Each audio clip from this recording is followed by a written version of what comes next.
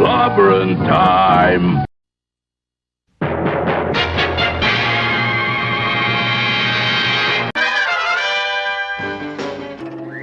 Atomic batteries to power. Turbines to speed. Roger. Ready to move out.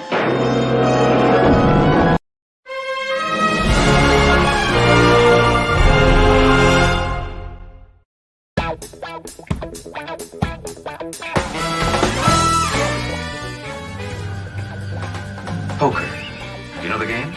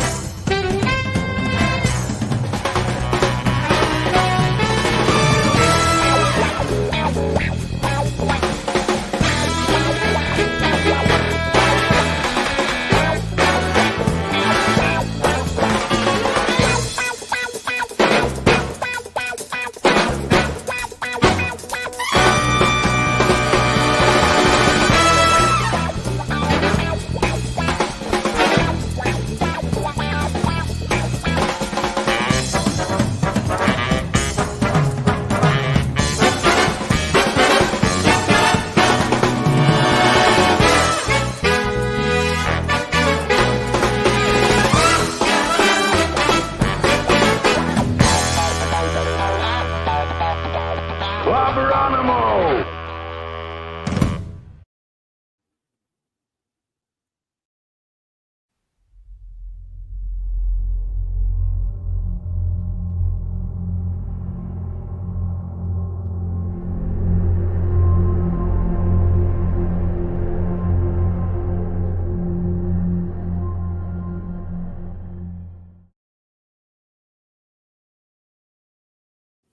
Come get some.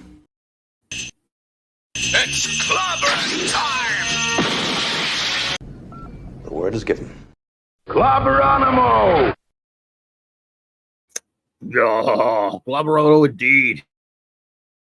In fact, greetings, clobberers, clobberanimos, clobberoids, clobblerians,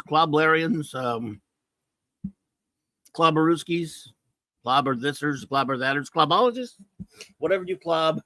Thank you for being here, my friends. And if you haven't clobbed yet, perhaps you will one day once you learn to bang the rocks together, guys. Hey, hey, hey. Welcome to Clobberin Times issue number 504 on YouTube. 1,504 over the past 15 years, Blog Talk Radio and YouTube. It is Wildcard Wednesday night. Open geekness. Just me and you, baby. Just you and me, kid.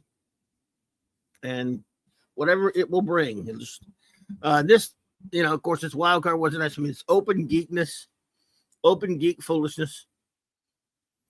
Whatever we want to talk about, we can talk about. Anything goes. And after I do some show notes and some shout outs, of course. Show notes are as follows.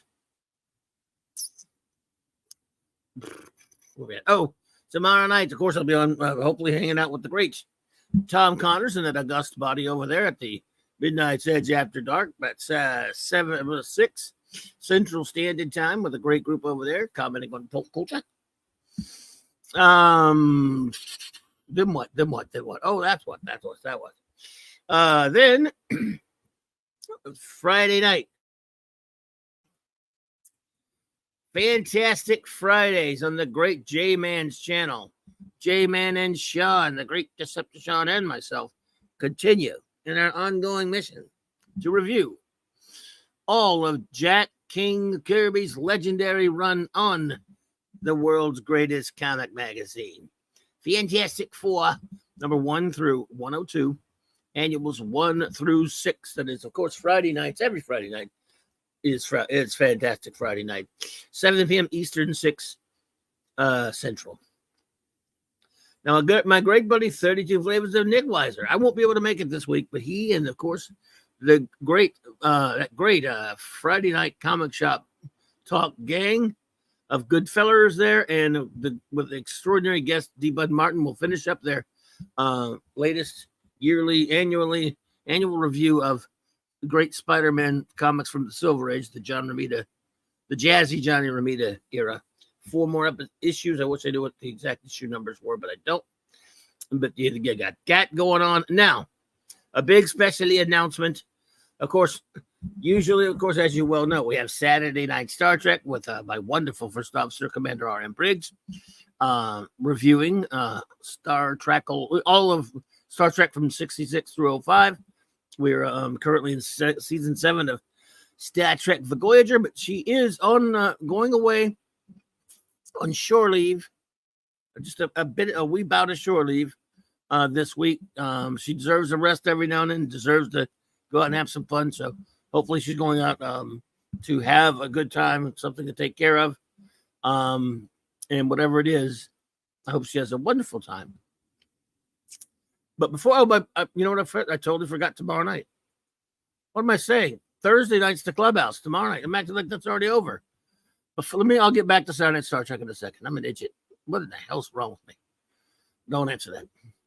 So tomorrow night at 9 p.m. Central Standard Time, Commander R.M. Briggs, my wonderful First Officer, the great Chief Engineer Mark D. with a C, they join me, as they do every week for the Clubhouse, when they can make it, of course.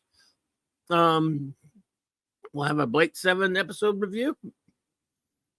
Episode 2 of season 3, Power Play. And of course, a cold Check the Night Stalker episode review, and we might be able to squeeze in the Star Trek Unlimited comic. We'll see. But Mark and Raquel definitely on tap for that. And I wasn't looking. I'm an imbecile. So we do have that going for us. Then she'll be on shore leave Saturday night, but I won't be. I will be here as always. And Saturday night, I have a Saturday night Star Trek special, because we never get a chance to talk about my beloved Star Trek, the original series.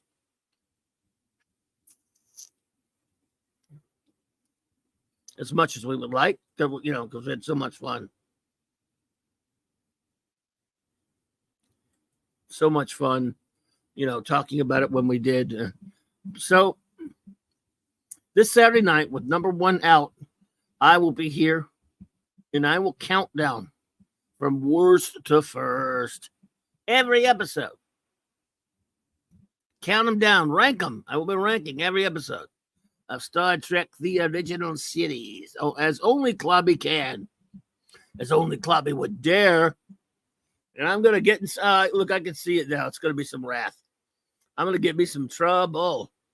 This is inviting trouble. I know it. But I'm going to do it anyway. And let the chips fall where they may, my friends. Just got to deal with it. My ratings may not be popular with you. I did this with Blake 7 a year or so ago. But I've been meaning to do this for a while.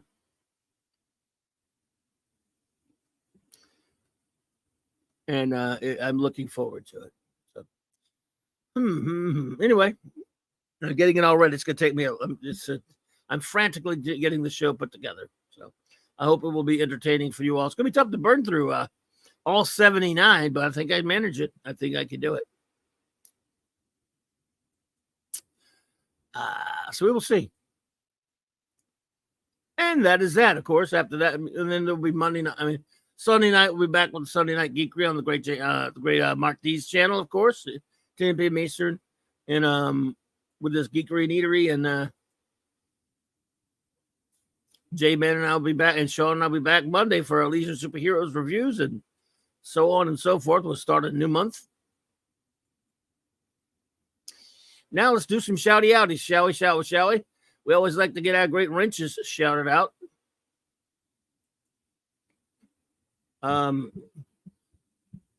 Eric K., the Bronze Wrencher. Whether they're here or not, we shout them out. And I can't see the chat right now, so I don't know who is or who isn't here. I'm going to shout the chat out after this. Of course, the great Chris Persia, Vindicator Wrench of the Great White North. Hope your father's doing better, buddy. Devon Martin, the wrench of iron. Lord Thoth, god of the wrenches. Avon lives, long live the Legion, my friend.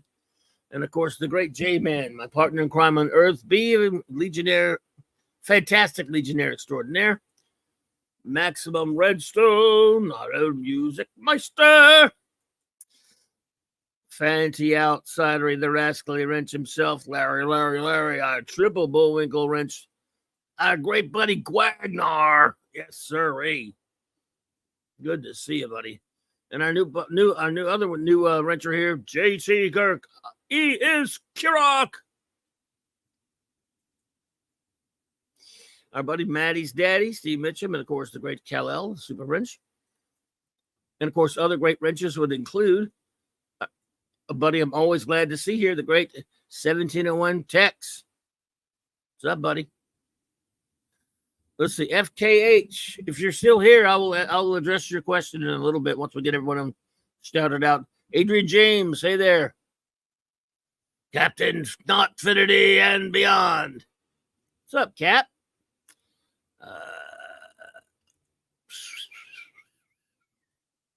Yeah, Larry, and D-Butter here. All right, cool.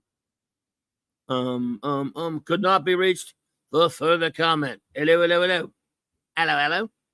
Give the chow. Roll that tide, buddy. Yeah, buddy, you said it, Tex. Ravenscroft, hello, my friend. Good to see you. Simply C, what's up, buddy?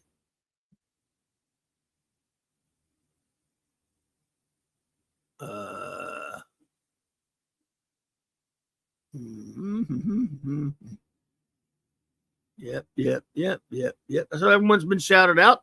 Anyone who pops in, of course, would be duly shouted out as well. Shouted out, shouted at. What's the difference?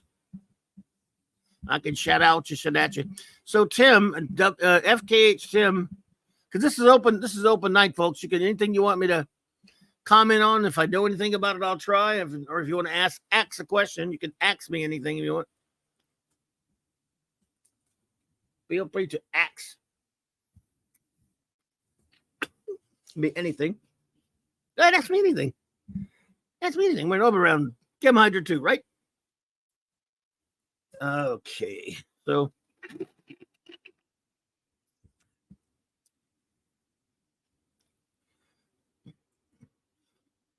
Casablanca 2001 is the best film, the best Star Trek film. No. Oh, the question he asked? Tex would say Casablanca, the 2001 is the best Star Trek film, though, he says.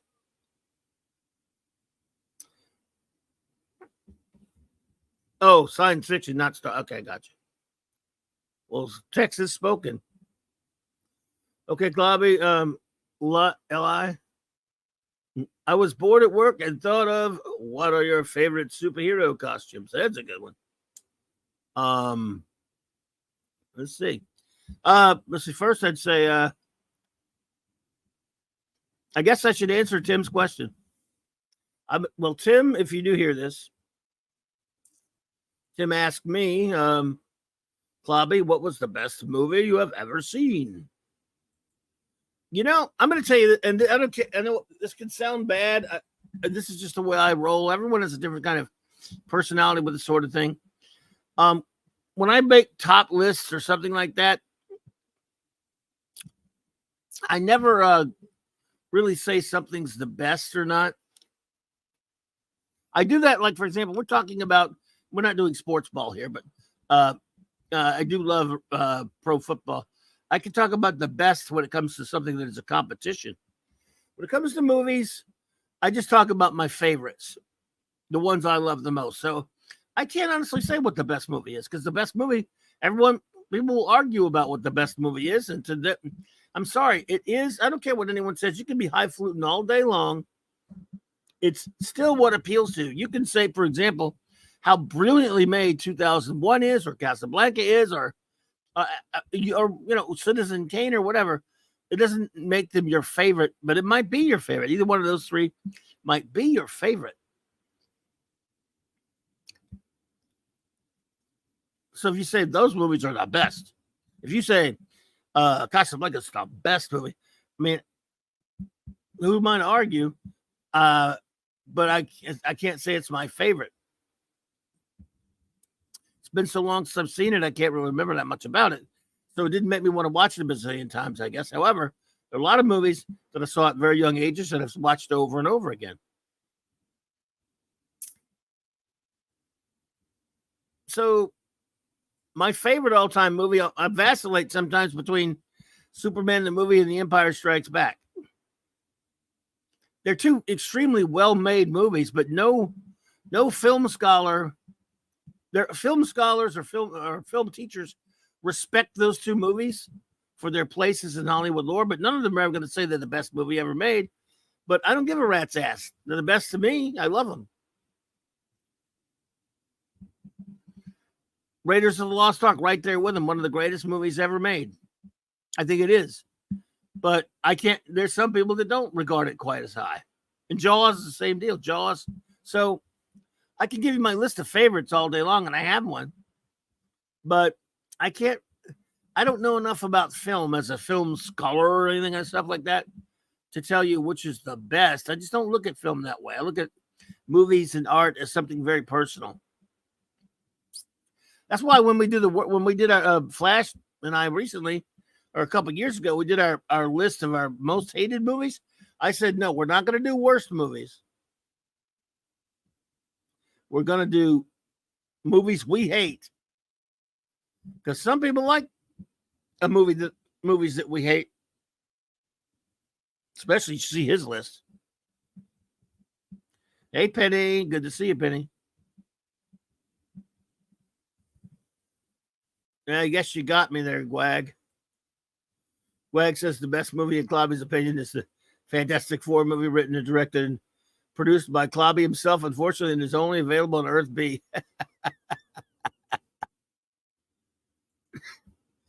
Theoretical. So Star Trek 6, says Max, was supposed to be the send-off, and granted, the Cold War was not a good analog to use. What would you have liked to see instead of a send-off story for the original crew? Oh, that's a good one. I'm tackling that one. I'll finish up with that last question, and then I'm going to tackle that one.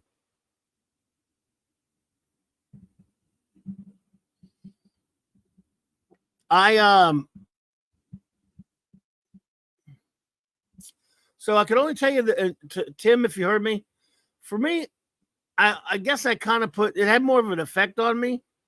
The Empire Strikes Back is probably my favorite movie of all time, but it's so close with Superman 1 and Raiders of the Lost Ark. It's really tight. That's the best I can do. And for me, I guess the movies that affected me the most, I guess if you like to use the word best, you can. I never really mess with the word best that much.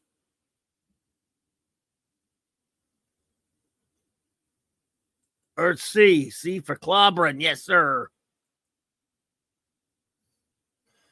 And then I'll be right there with your excellent question, Max. But okay, Ravenscroft. It would be tough. I would have to make a list of my favorite costumes and look at it. Superman's costume, his Silver Age one, is my favorite of all time, probably. I'm with you on Spider-Man's original. Now, let's talk a little bit about Batman's costume for a second, Ravenscroft. My good buddy Nick and I on his channel,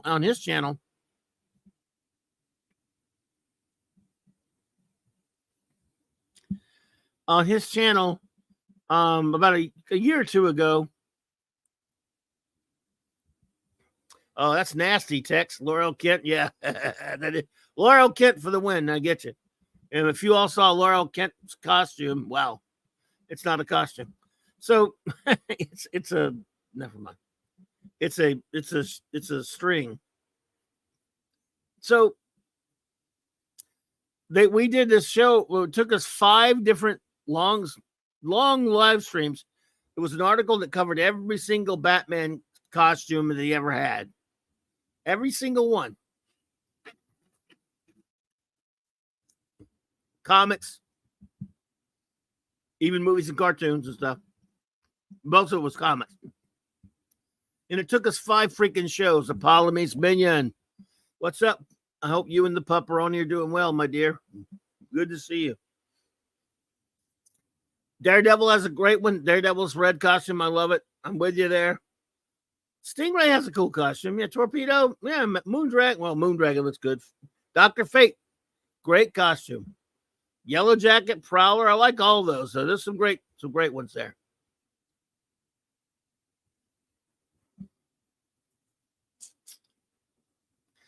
So, Max,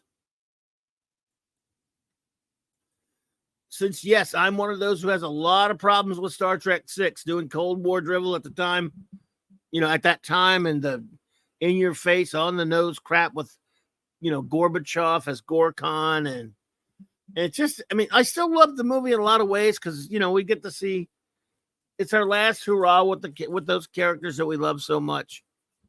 I have a soft spot in my heart, just like Trek 5 was the wrong story as well. Going out looking for God, not a good idea for either one of those movies. But as a send off,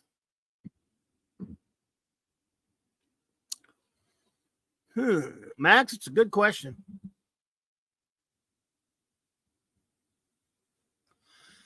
I wouldn't have really made it political at all. I probably just would have given them one final adventure, probably somewhere along the lines of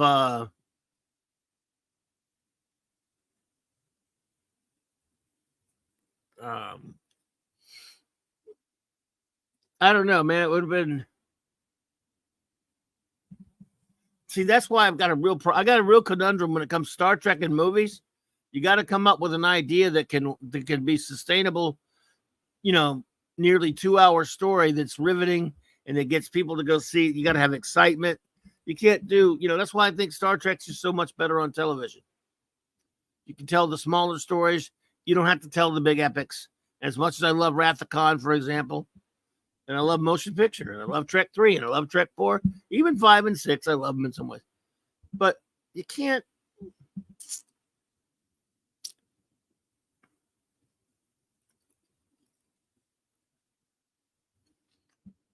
Perhaps some kind of a mission where they're all on the ship for its last voyage, where they're breaking in a new crew, and something happens where the crew has to take over. The old crew has to take over, and they have one last adventure. Again, that's my problem. When I think of Star Trek stories, I don't really want to think of the grandiose, over the top adventure. What's up, Joe Dog? And it's, I don't want them to, I want it to be a smaller science fiction. When you think about it, actually, the Wrath of Khan is a smaller story. It feels spectacular because of how well written it is. There's really not a lot of action in Wrath of Khan, as far as not a lot of big shootouts. There's a couple of space battles.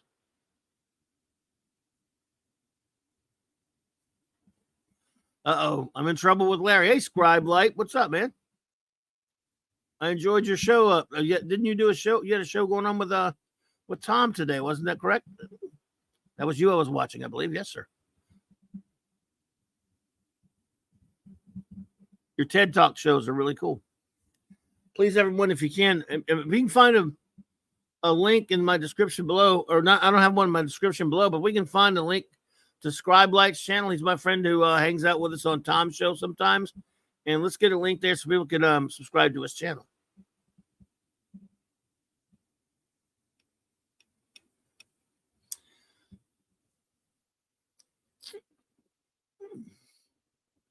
Well, Larry, I'm trying to say, I can't. I'm telling you, boy, that's a tough one. You guys always give me the tough questions and make me have to think about a really good story. You want me to write a Star Trek story for a movie right here? Boy, I don't know, but I'll tell you what. I'll let any one of you guys who could give me a short. Oh, there we go. Thanks, Max. Appreciate it, buddy. Please, my friends, go to my buddy Scribe Light's channel and subscribe if you have not already.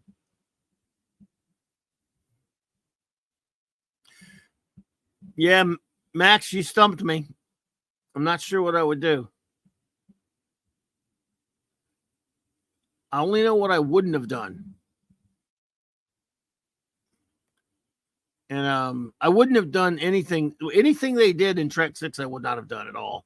From, destroying the Klingon Empire to writing this movie just so they could have a lot of virtue signal crap in it, turning Starfleet officers into war conspirators and into bigots. I mean, having a Starfleet admiral say things like Klingons will become the alien trash of the galaxy. Having Kirk, really like go over the top with his hatred for the Klingons and stuff.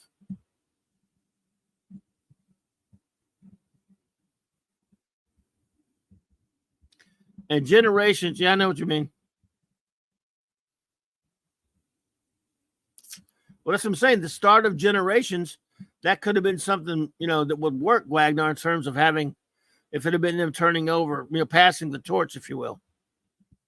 Thanks, Tex.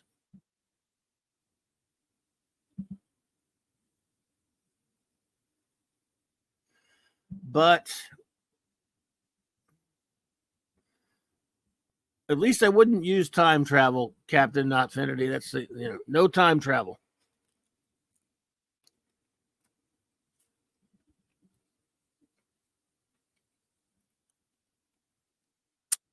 I would forbid time travel.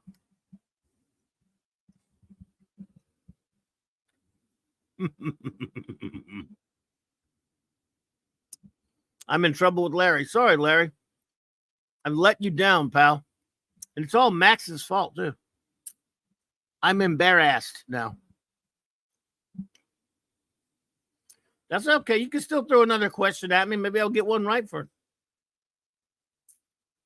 Maybe I'll get one right eventually.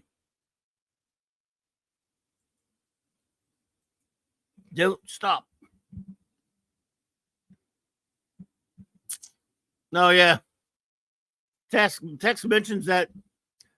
I mean, I love Gene Roddenberry, but that was a wacky idea he had back in the 70s to do a story about them going back in time to whack JFK.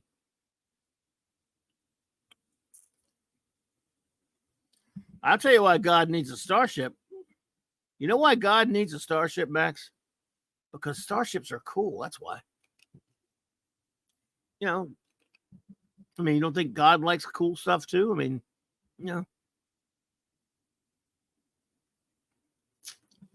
Well, there's a worthy time travel mission, Gwagnar. The Enterprise crew goes back in time to prevent the Jar Jar trek. It's a vehicle. I was watching something. That was so, I forgot what it is now. Something that was so timey-wimey. Captain Notfinity, that as soon as I was watching it, I thought of you. I'm trying to remember what it was now.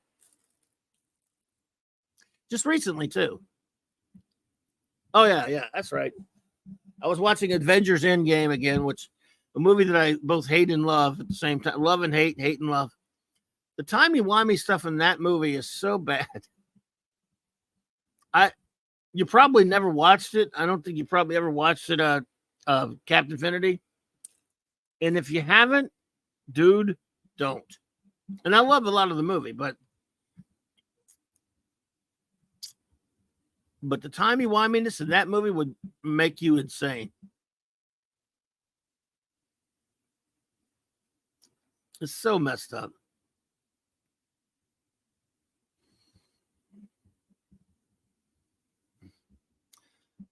It's hell with time travel.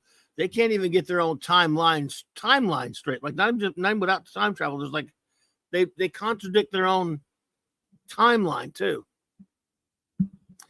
Could not be reached for further comment. I can't blame you one bit. I actually hate that and despise that movie. At the same time, there's got a lot of stuff in it I do like, and I wish I didn't. It threw everything in the garbage, that movie.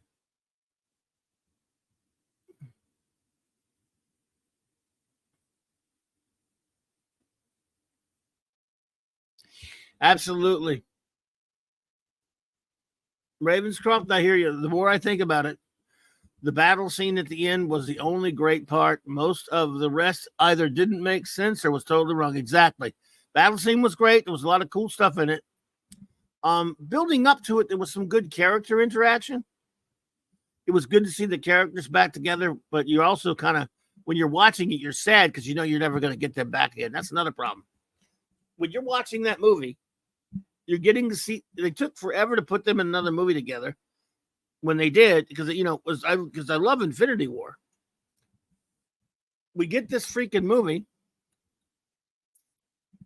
and you're getting to see them back together, but you're not getting enough, and you know it's over. After that, they're never going to be back together again as the Avengers. So that's another big problem.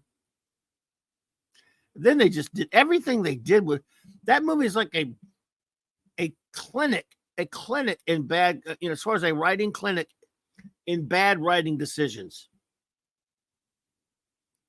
Avengers Endgame is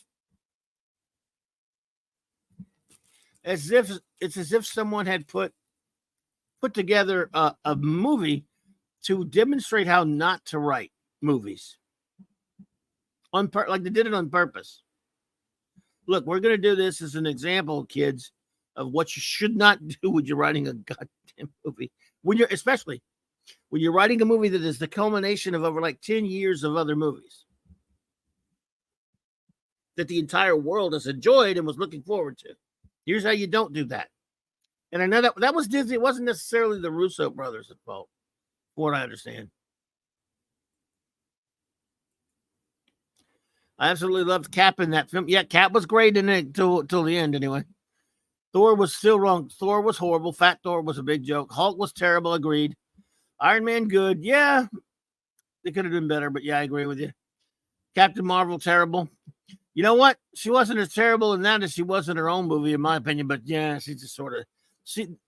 They kept her down to a minimum, at least. Ant-Man, yep, he was good. Widow and Hawkeye, yeah, they were okay. I'm with you. Way too much comedy. Agreed. We're pretty much on the same page. Yeah. That ending should have been the end of Infinity War. Yeah. There have been some way for that to work.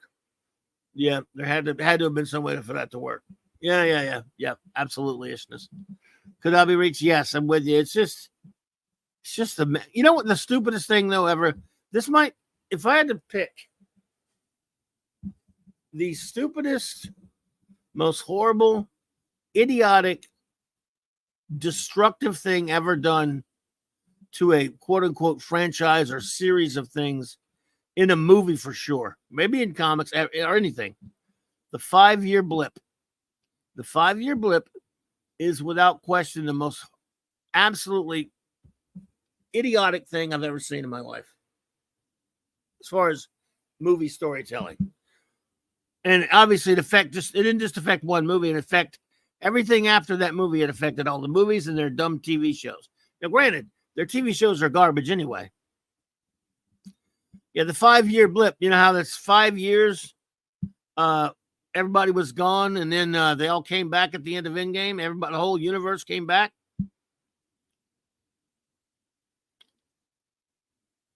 Was you just destroyed. Granted, they already had shitty writers anyway.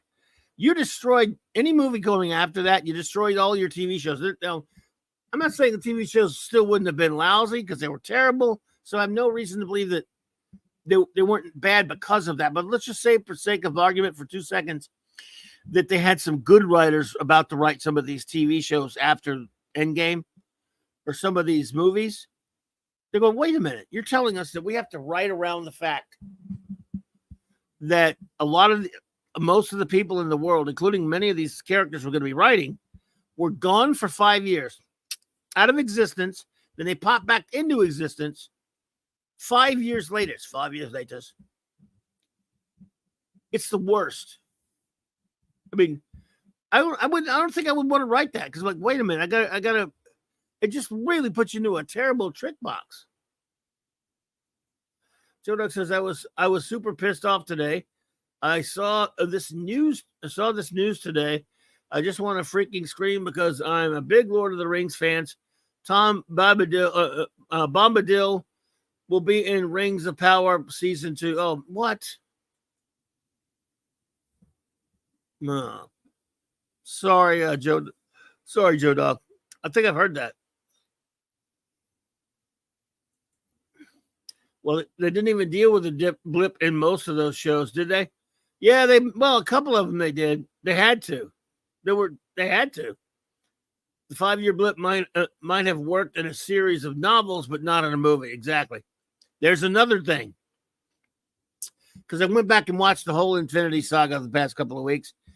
I let you all vote for me, so I didn't sit through the terrible Black Panther or Captain Marvel movies again, but I watched all the other ones.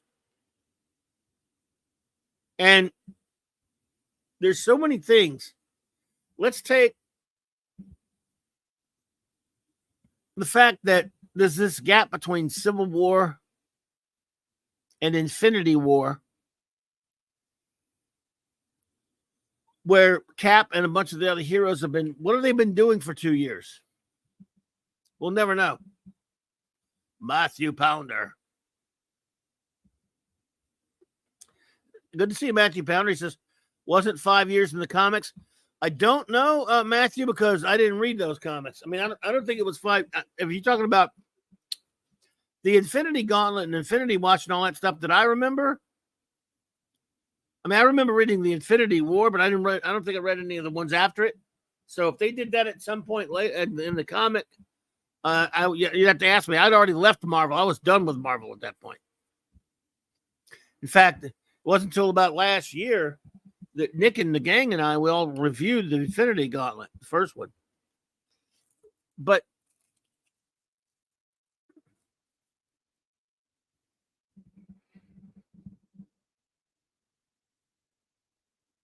we will never. And why wouldn't they? You'd think that at least do some comics at the time. I know when the MCU was still popular, before it turned into the MCU completely, when it was still popular, you'd think they'd done some comics that chronicled the adventures that took place, what was going on, that filled in gaps, or some books even. Maybe they did. I don't think they did, though. They would tell you things that went on between, I don't know, Civil War and Infinity War, for example. It'd have been, cool to know that stuff or have stories like that, maybe.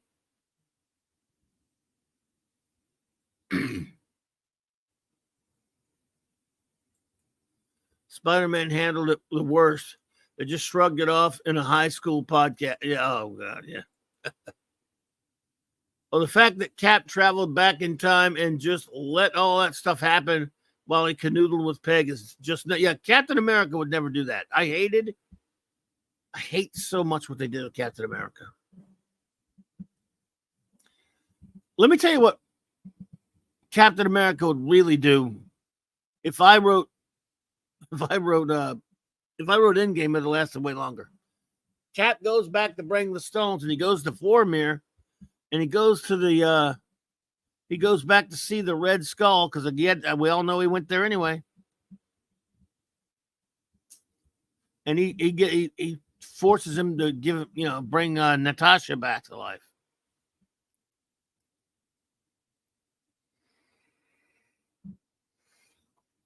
Somehow, I don't know. They should have brought her back.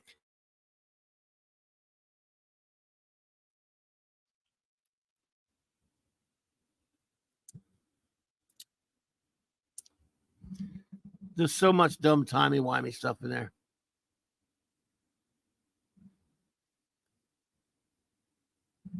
Yeah, Marvel doesn't do tie-in. I know. No, they don't.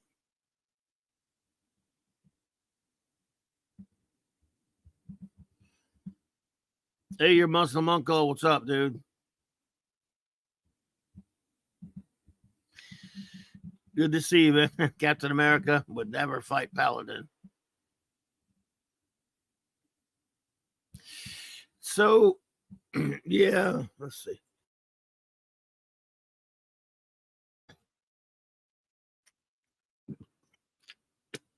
I'm a mess. Mm-mm-mm-mm. Oh, well.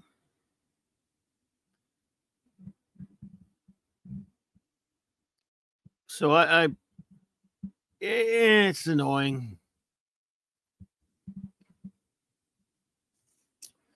It's so freaking annoying, man. But not as annoying as Doctor Who. Hey,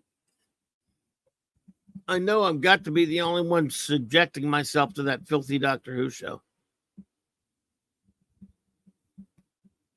And you might ask why. Well, you can ask away. I'm not going to answer you. I'm just too embarrassed to answer it. Let me tell you something. Dr. Watt, indeed.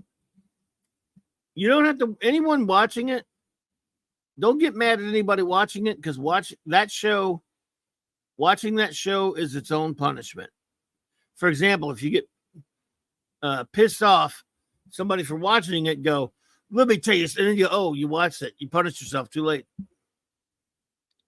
Wag says, did you ever do that X-Men 97 postseason wrap up? No, I did not. Want me to do it right now? Was I supposed to do a video on that or something? I don't do videos anymore.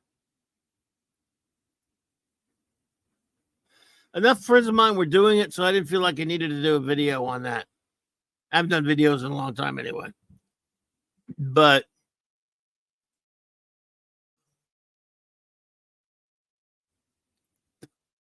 Doctor Houdini, I cannot accept it as a Doctor Who. Well, could not be reached. Yeah, it's not Doctor Who. No, it's not. It's but I'll tell you this much. This last episode, it was stupid. Actually, it was the best episode because shooty Dr. What? Nobody punk. He's only in it for like 3 minutes, 2 minutes, 3 minutes at best. Now it's 95% he's not in it. They're not in that episode. And the cute girls, it's all about her.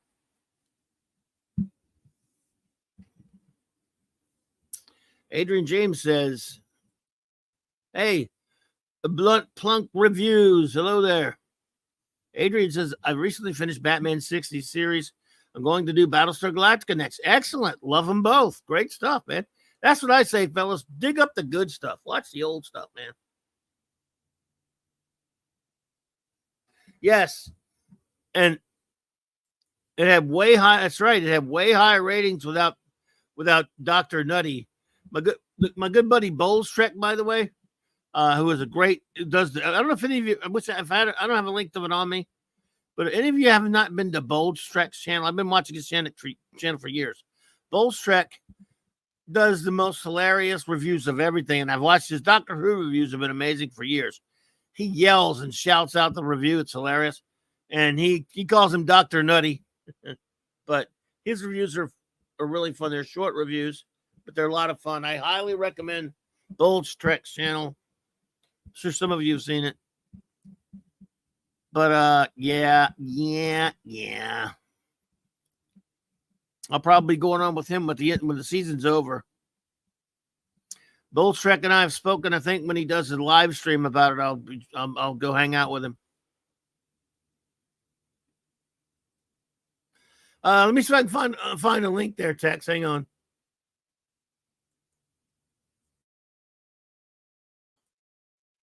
There you go. Thanks, Greg. You'd love Bowles Trek, Tex. He's right up your alley. He's an awesome dude. I've streamed with him. We have a lot of mutual friends. I think he mentioned he invited me to come on after the end of the season to go to join him on a live stream with a bunch of the other Doctor Who channels to talk about the show. And he's a really cool dude. And I've been a fan of Bowles Trek for years. Oh, he's hilarious on Twitter, X-Twitter, yeah. Larry, I love him. But he's a really cool dude. I mean, I love how now he doesn't even get calm anymore. He yells at the episodes. It's so much fun. Way to go, Tex. Yeah, you Check out his reviews sometime. They're a lot of fun. I mean, even when you don't ever have to watch. Not that you have to watch Doctor Who anyway, but he tells you everything you need to know in a short video.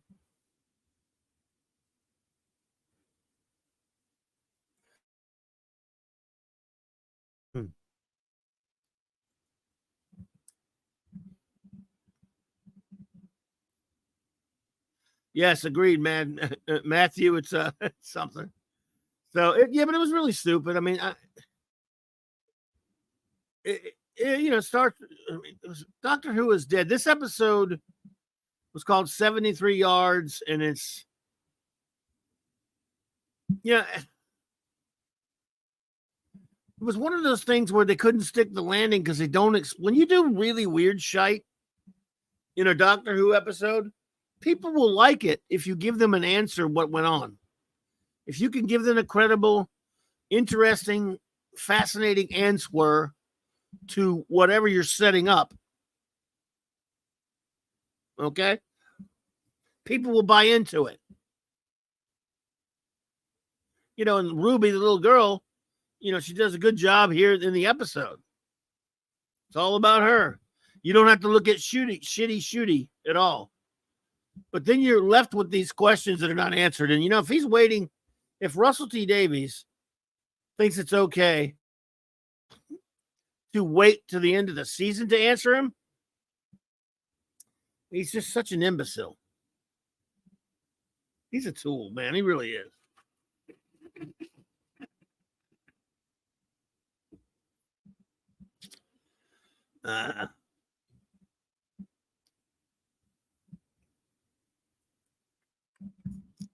You don't need an answer. You don't have to look for an answer. In fact, it's highly offensive if you even pose or contemplate the need for an answer. Yeah. It was nonsense wrapped in tension. Yeah, I mean they don't answer anything. So how do you care about the story when there is no story? And there was no story. It set up a story. They made, like you said, it was wrapped in tension. They had a pretty interesting setup, and about halfway through, when you realize, hey, this Doctor's not going to be in this one, yay! Which is another thing. It's not like Blink, where the Doctor is still part of the episode.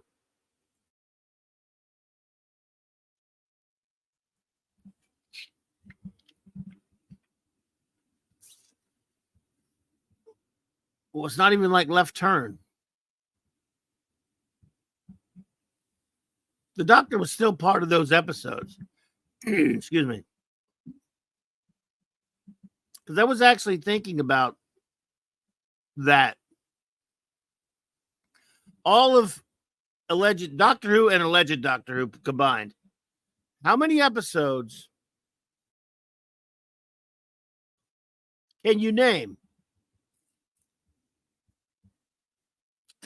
You can name some Dr. Light episodes, meaning not Dr. Light, the DC villain or hero, but doctors that were light on Doctor Who, Doctor episodes.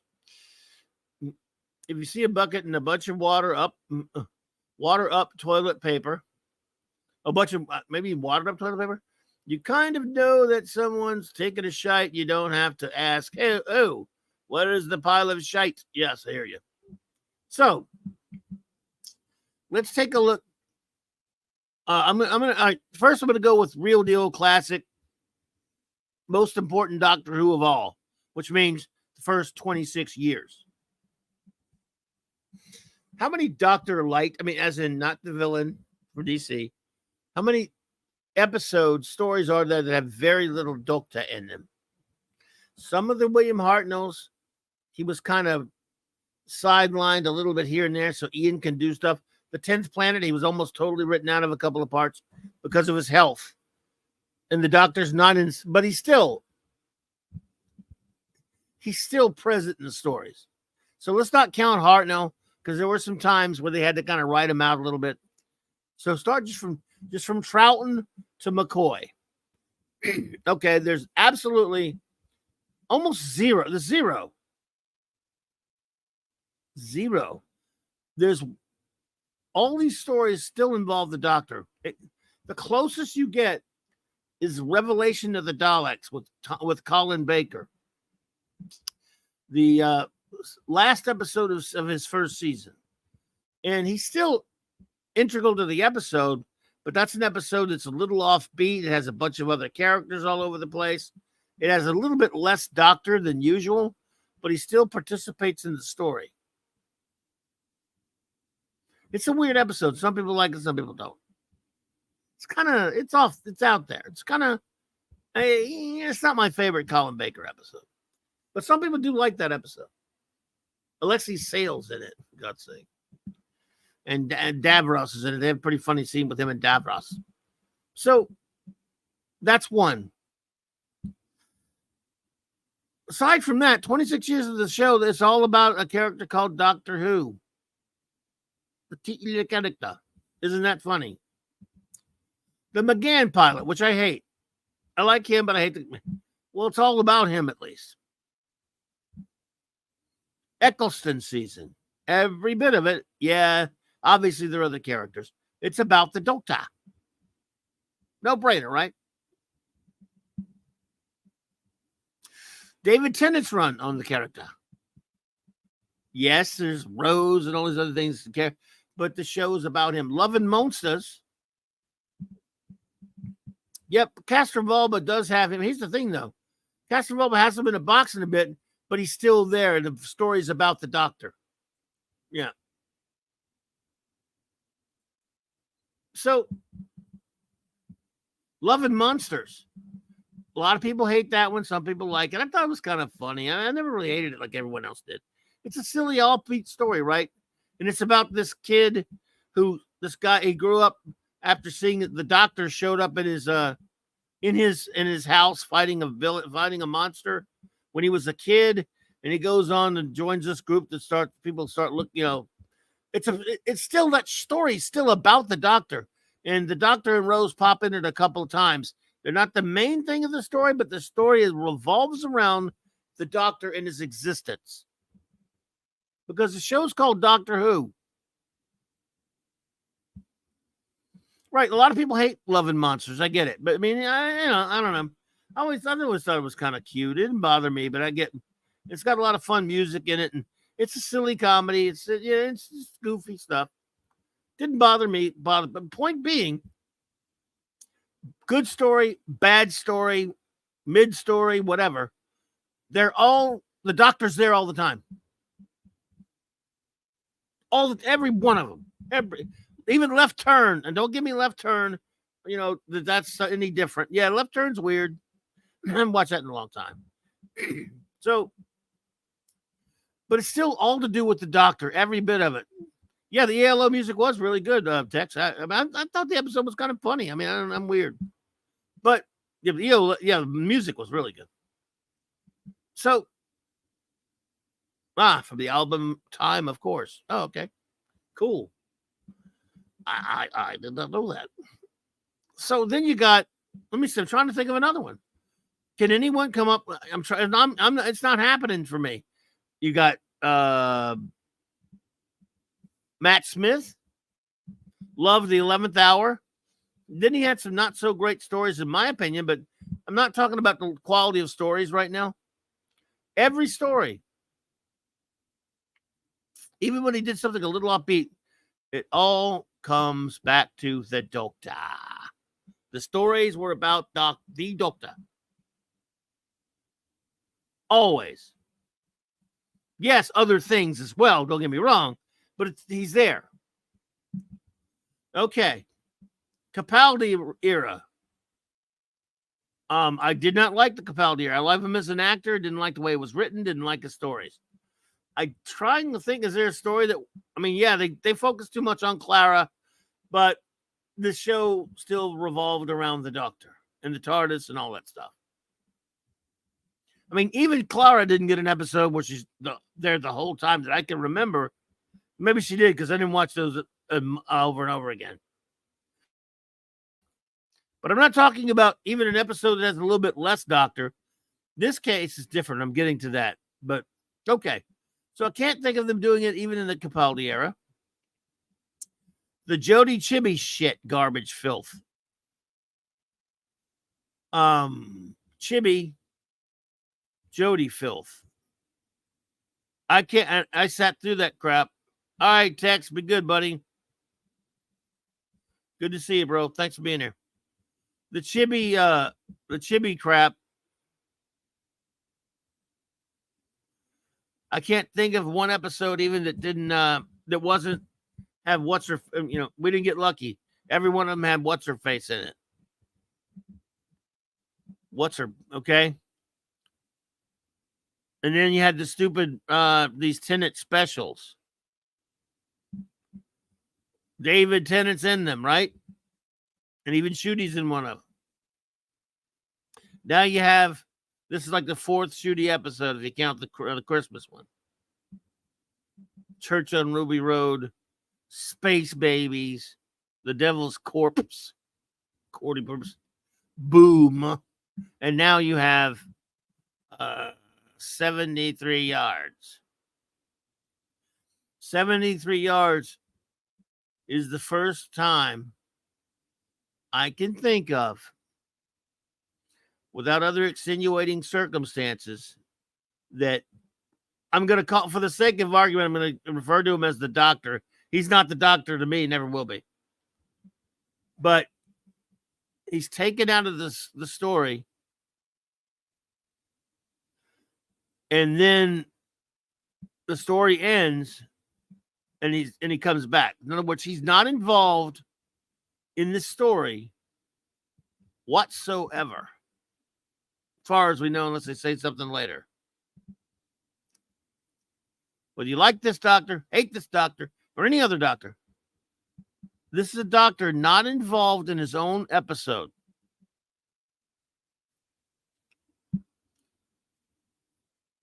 Probably the first time ever. By the way, I'm not complaining. I'm glad he wasn't there. I'm just saying. Unless you know of another one. Anybody? 60 years. Like I said, you can't really count the 10th Planet because William Hartnell was, the last couple of episodes, he was kind of written out of that one because of his health.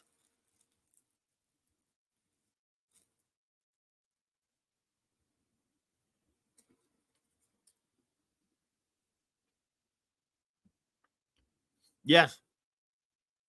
Ravenscroft says, from what I saw, the doctor's response to dangers is to always run away or step on something stupid. Yeah. He's such a dumbass.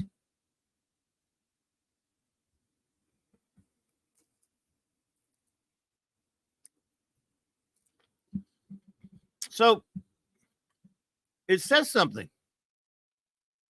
Because that episode, it built some tension. It built some suspense. It has a creepiness to it. And it made you want, okay, you guys got me. I've watched your whole episode. Now it's time for payoff. Bad Gamergate, what's up? Does he sound like Nathan Lane? I don't know. I don't know. So they had me. I'm like, all right, look, I've sat through your whole damn episode. I get it. And thank you, by the way, for not putting Shooty in this episode. It's much appreciated. So all I'm asking is we get payoff. Tell me what I just watched. And they don't tell you what you just watched. It could have been a stupid ending. It could have been stupid. And I'd be going, all right, yeah. And then I would have been, it's not as frustrating. If it's dumb, you're like, eh.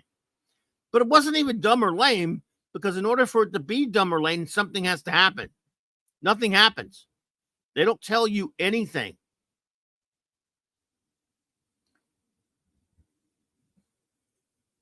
Could not be reached this. He's so unlike any previous doctor. It's like using a toilet in place of a kitchen sink. He's awful, man. So they don't give you. Hey, look, man, I've seen a lot of crappy Doctor Who episodes. I almost respect the crappy episode better than a nothing episode. Because in a crappy one, I can criticize and go, well, that wasn't a very good idea. There's no idea here. We don't get to a core idea. Right. Payoff.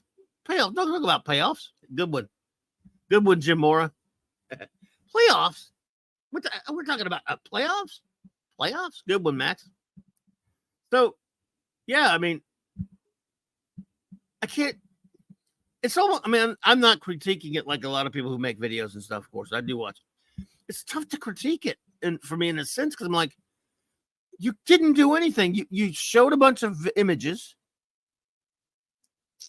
You were all in love with yourself, with your highly derivative concept of a character living this lonely life till they get really old, just to solve something and then erase it. I guess they timey-wimeyed it and erased it. Okay. How? How did Ruby do any of this? Why was Ruby coming back in time? How was Ruby coming back in time? What was Ruby saying to those people that made them go whang and run off and not want to talk to the other Ruby? We don't know. What was so powerful that can make the doctor of all people, I'm only calling him that for sake of argument here, he's not the doctor. How could something be powerful enough to erase the doctor from existence and make the TARDIS go dormant? How? You need to tell me how. In Blink, inside of about half the episode, we finally know everything we need to know. There are no more questions, just except for how was the doctor going to beat this very scary menace?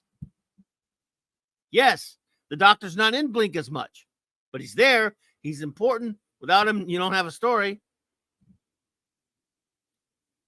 And he wins the day as always. So you're not left. There are no unnecessary questions at the end of Blink. There might be things, if you might as a fan go, I want to know more about the Angels. But you know enough to watch that story. The payoff is maximum. The payoff is gigantic. Larry says, what's the power source for the TARDIS? So the power source of the TARDIS is called the Eye of Harmony, which is located on Gallifrey, Larry, in spite of that stupid Fox pilot that said there was an Eye of Harmony inside the TARDIS. That's false. The Eye of Harmony is on Gallifrey. It powers all TARDISes. It's basically an exploding sun or an exploding white dwarf star or a black hole, something. I forget exactly what. And balanced against the mass of the planet, as Tom Baker so brilliantly explained in The Deadly Assassin.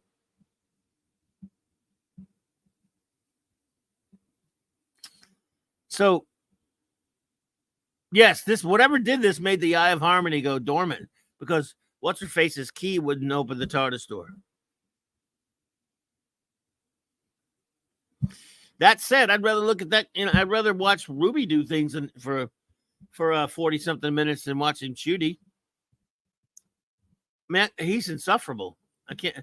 I've sat through now 4 full stories with having to look at his stupid face and listen to his idiot voice and see him act about as completely not like any doctor ever. I mean, yeah, Jodie was worse. I mean, I don't know who's worse. I'm not so sure about that.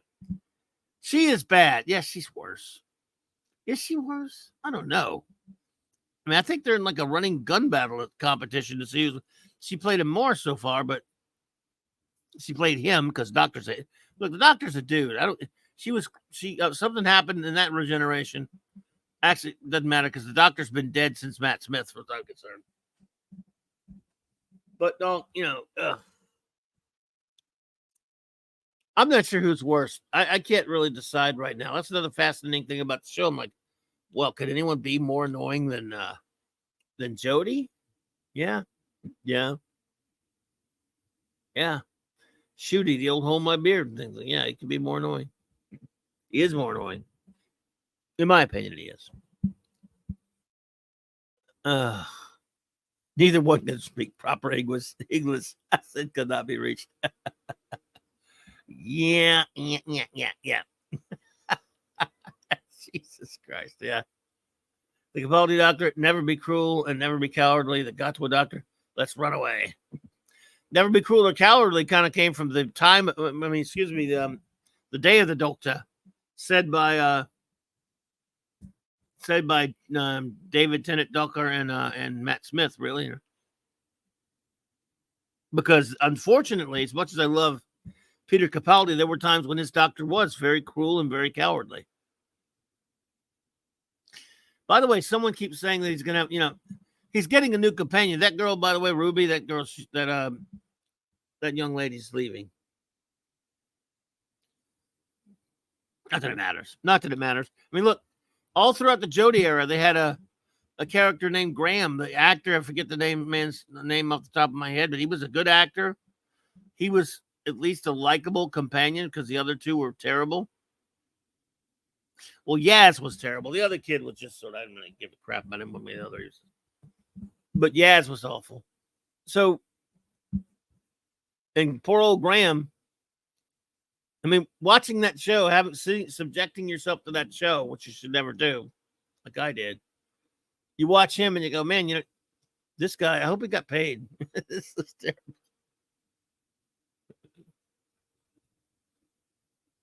Larry says,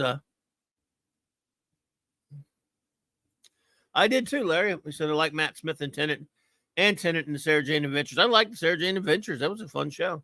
And yeah, that both of their appearances on Sarah Jane, those were great episodes. I loved them. Especially, well, they were both really good. I think my heartstrings were kind of dragged even more because Joe Grant was in the one with Matt Smith. Joe Grant. Remember those days? Seems like forever, right? When it was fun to look forward to Doctor Who. Even New Who. I mean, nothing. Look, there's some really great episodes in the 2005 to 2013 era, in my opinion. But nothing will quite mean the same to me as the the original 26-year stretch of what they I guess rightly called classic Who. Nothing will ever mean more to me than that. But I did like a lot of the ones we got from 2005 to 2013.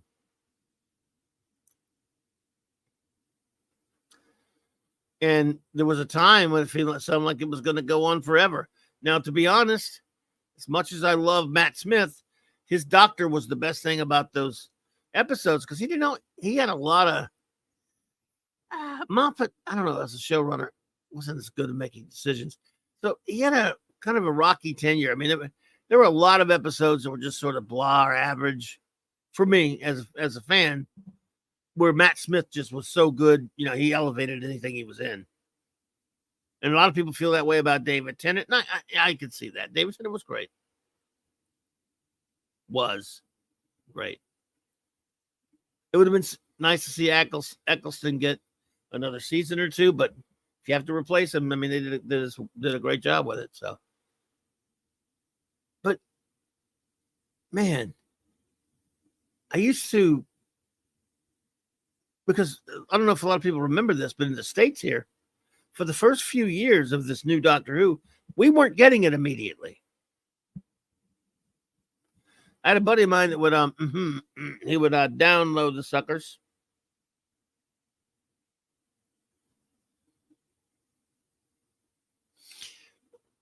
And for years. So as soon as the new one would come out, a buddy of mine, I was lucky to get to watch it, at the same time that our good buddies, our good friends over there across the pond, like Matthew, were able to watch it. But I remember when a new episode would come out, I would freak out. I was so happy. I'd watch it before the next one came out the next week. I'd watch 2 or 3 times sometimes.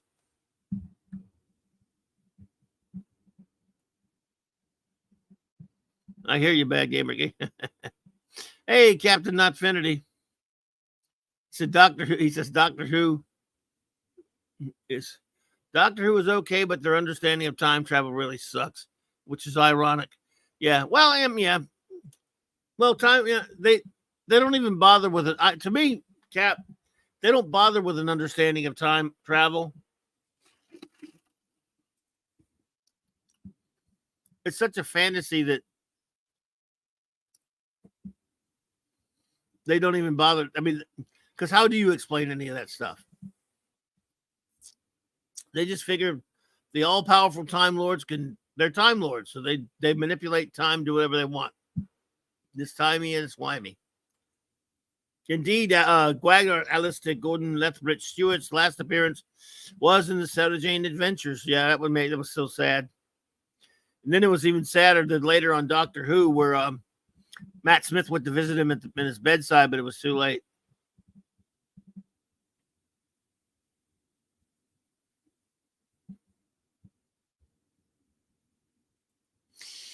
There's never been an Edith Keeler, not even any pathos. I didn't see any Doctor Who until 1970s with Pertwee and Tom Baker on PBS as Larry. Hey, Picasso, what's up? Yeah, we loved. Tom Baker was my first, but I love John Pertwee. He was so good. Oh, that's another thing that's a scary ass rumor right now. Well, sort of. There's talk, and I don't know if this is true or not. I recommend channels like, by the way, for those of you, if you're Doctor Who, if you're sick enough to want to know what's coming up in Doctor Who, or you just like a channel with some great people who know real deal Doctor Who and love it, Type 40, the Space Book with my buddy Dan Handley, and Type 40, which is also his. Those channels are fantastic for all that news and stuff.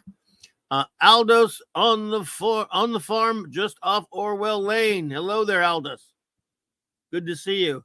And Sentai Ranger Donnie. What's up, Donnie boy? Good to see you, buddy. So yeah, go to the Space Book or go to Type 40 podcast. It's great stuff. If you're a fan of Doctor Who, even as bad as it is right now, they're still a great group, and they talk about all the stuff going on. Scary rumor, for those who are fans of the old school, there's a rumor. If you remember, you all remember, I'm sure.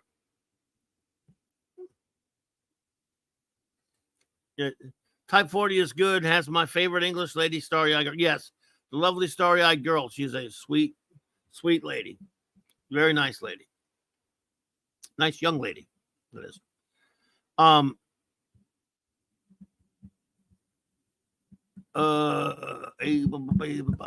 did I forget that? Man, I hate when I do that. Don't get distracted or sidetracked. Oh yeah, I got it. Whew, I almost lost it. Okay, you all remember when a couple years back on that Peter Capaldi's last story, which was an abomination in my opinion, called Twice Upon a Time, where David Bradley, excellent actor and did a good job in performance, but he played the first Doctor, and they really dragged the first Doctor through the mud, trashing him, and it was a real disgrace. But anyway, that story, of course, was Peter Capaldi's last story. It was a Christmas special, if I do recall correctly. So, it looks like another recasting of a previous Doctor is about to happen. No, it doesn't look like that. Let me rephrase that. There's been some talk. There's been talk about it before. These are rumors. I don't know if it's true, but it feels true because it's the kind of thing they would do. And it's the kind of thing I'd be turning backflips over. I mean, would not be, even if it were during Moffat's shitty run, I'd be going nuts wanting to see it. Now I do not want to see it. There's rumor that Sean Pertwee, son of John Pertwee, may play, come on and play the third Doctor, play his father's character, the third Doctor, in upcoming story. Any other time that would make, if that were true, if it was just a rumor, I'd be going, oh, I hope so. I hope so. Is what I would be doing. Not with what's going on now. Not with what's going on now. Wow, Matthew Pounder, that's cool, man. So you don't even like your DVD collection ends with season 9. That means you don't even like the rest of Pertwee's era. Yes, Sean Pertwee has stated that he wants to do it, which is great and all. He even dressed up like him for a Halloween thing a few years ago, which is cool. And he would probably do it, but I hope it's not true. Not with these idiots. Could you imagine what they would do to the Third Doctor?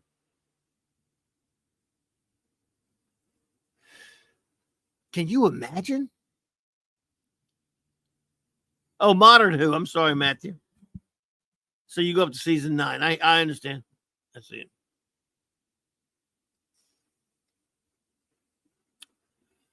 What do you think they would? Oh my God! No, sir.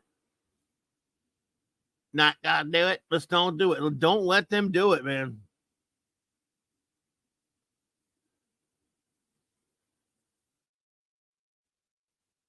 That he has not wanted. Not.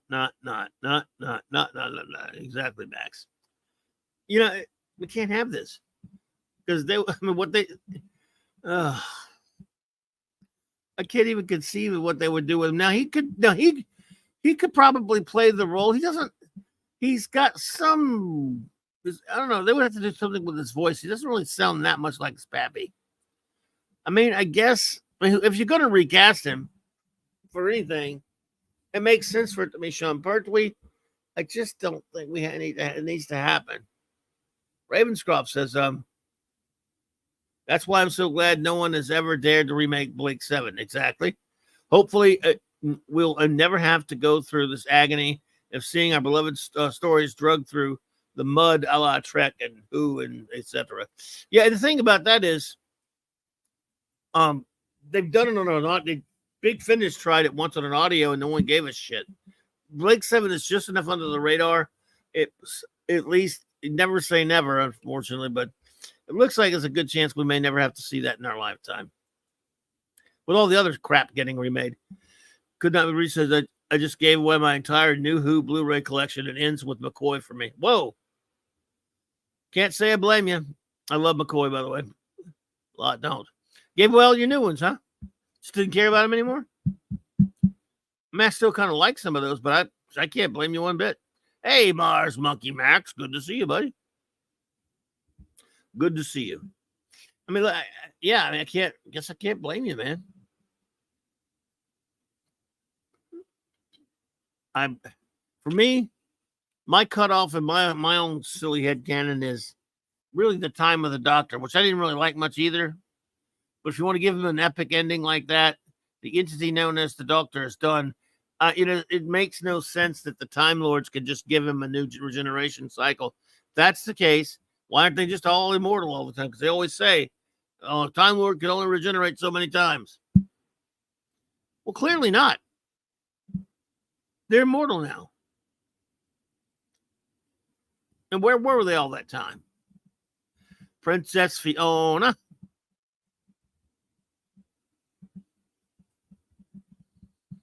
What's up, Princess? The lovely Fiona's here.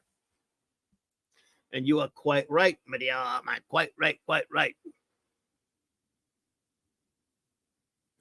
Oh, nope. After what Tennant said in that interview, it was just a salt to the wound. Yeah, I don't blame you one bit. Love back at the beautiful princess.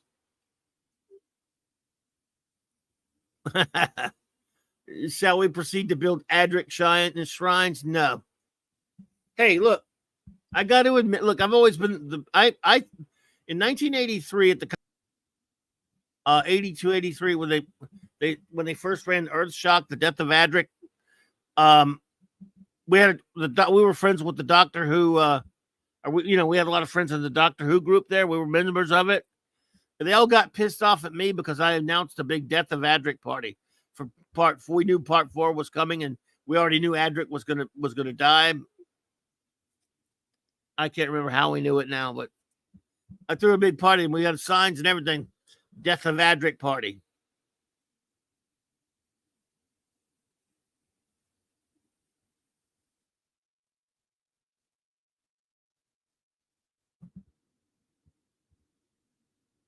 So, and yet now, I miss the days when Adric was the worst thing about Doctor Who. I miss the days when Wesley Crusher was the worst thing about Star Trek or other crap problems that seem nothing now. I mean, Jesus Christ. Adric I hated, but now, yeah. And now, Matthew Waterhouse, I've seen, I have some of those Blu-rays. Hey, Fanty. I have some of those really nice Blu-ray sets they've done on some of the seasons. I don't have them all yet, but I'd like to get them all. But they're not cheap. But anyway, they've got some good features. A lot of them on some of the Davison ones. Matthew Waterhouse seems like a good dude now. Straight up cat. So does Mark Strickson. And I can't stand Turlough. Adrian says if Americans did remake Blake 7, they'll turn Blake or Avon into females. Yeah. Well, let's be fair now, Adrian. The BBC would do it too. It's not just us now. The BBC's would do that too. So, yeah, you're probably right.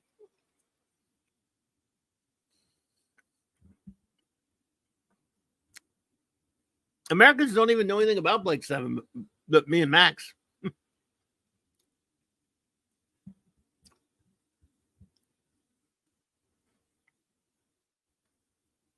About 3 or 4 of us here tonight.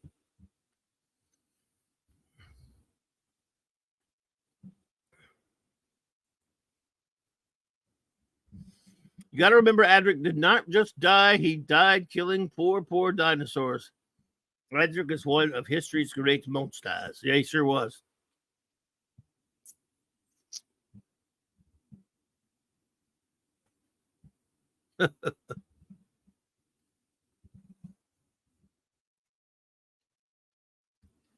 Well, Adric was trying to stop the thing from going off. Let's be fair to Adric.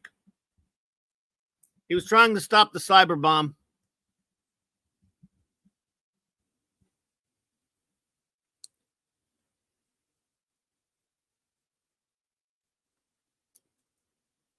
Open the door, get on the floor. Adric killed the dinosaurs. Ha ha ha. Oh dear, oh dear.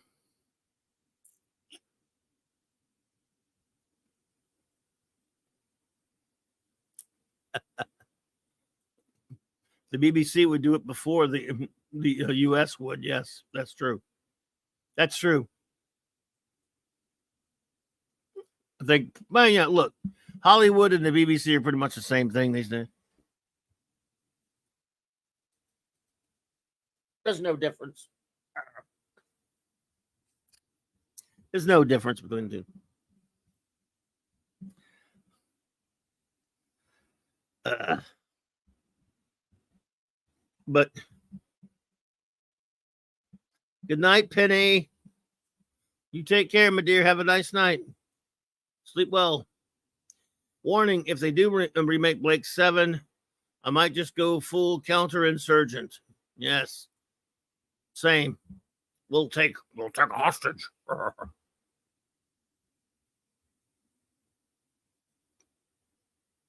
Oh, I agree, Fiona. The UK is more woke than us, but Hollywood's about as bad as it gets too over here. If it's a competition, yeah, my money's on the BBC. I don't know. Half of it. I'll put the other half on Hollywood. Blake 7 joke. Weep. Bad Gamer says, funnily enough, one of my favorite British series of the 70s, produced by Sylvia Anderson, could not possibly be done today. Look up Star Maidens. Oh, I've heard of it, but I've not seen that. I have to take the. Thank you, Bad Gamer. I'll look it up.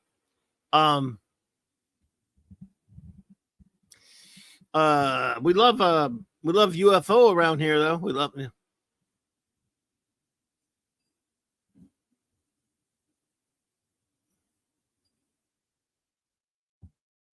So I'd have to see that. I'd have to take a look at that.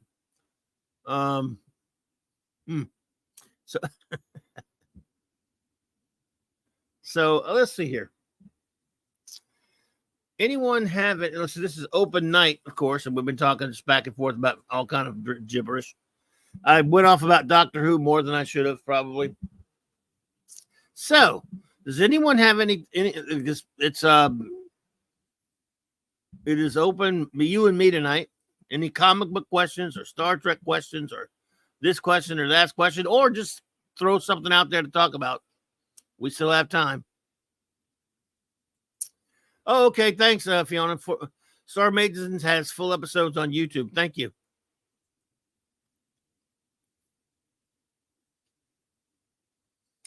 What's creepy for the youngster I was when it came out, says Bad Gamer. Yeah, we love UFO around here. We reviewed every episode of UFO.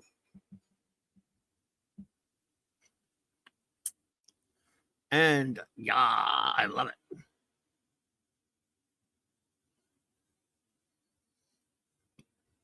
I'll definitely take a look at Star Maidens, though. I gotta make myself remember, that's all. I should write it down right now. Oh, there it is. Look, I've got my sticky pad thingy. I'm writing it down. Because if I don't remember. Because I never remember any damn thing that I need to remember.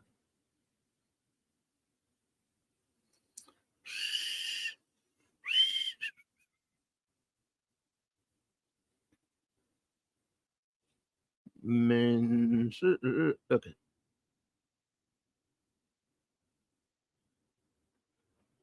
YouTube. There you go. Thank you, Fiona.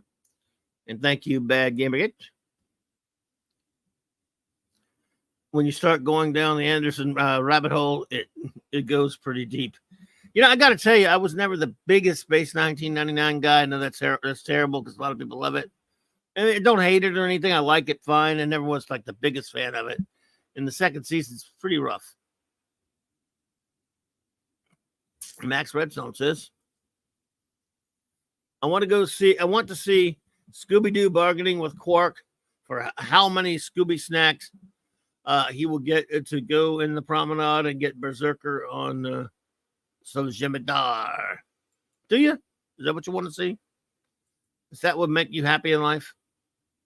I was reading some Teen Titans and Son of Satan. I've been liking Donna Troy more than Wonder Woman. I'm a Donna Troy guy. Well, she's a great character there, Joe Doc. She was, especially at that point. She and a lot of the Titans were very well written by Wolfman and characterized by Perez.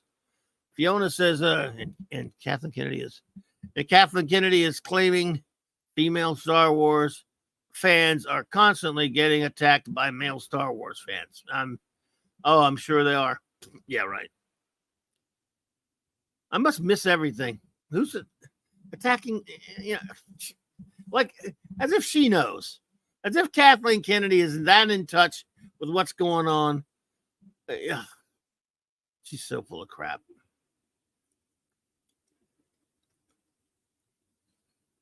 Exactly, Fiona. They just say that stuff, and they don't produce any evidence or any proof. They never will.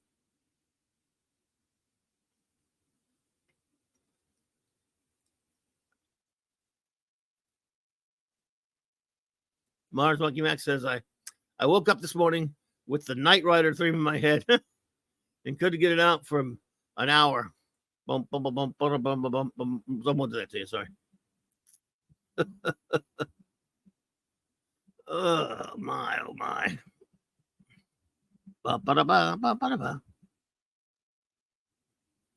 Not good at all, Matthew Pounder. I agree.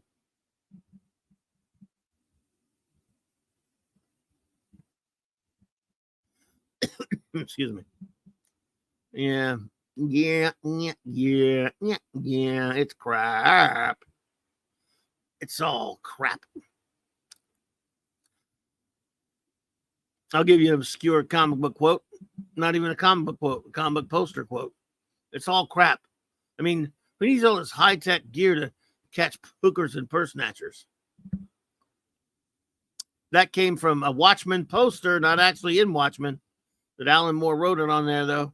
with Dave Gibbons back in the old promotional posters for Watchmen in the comic shops in 1985.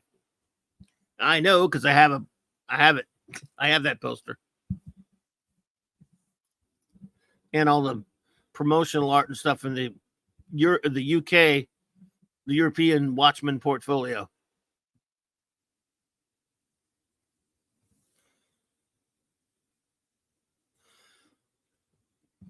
Fiona says, has anyone seen the 2018 sci-fi film Extinction? It was totally under the radar and it was really good. I have not seen it. I think I have heard about it. Who's in that one, Fiona? Oliver Belamonte. What's up, Oliver? Asshole douchebag Star Wars fans are getting rightfully attacked. The fact that they are female or identity as female, identify as female, or were actually attacked is completely coincidental. Gotcha. I'm not in favor of Disney CEO Bob Iger on his plans to utilize AI just to tell creative stories for Disney Plus TV shows. Neither am I, Oliver Belamonte. Neither am I. Michael Pena.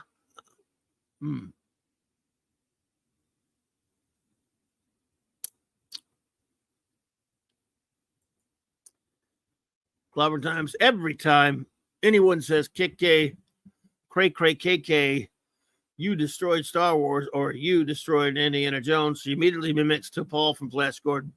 It's an attack. Yeah, exactly. Yes, it's definitely an attack.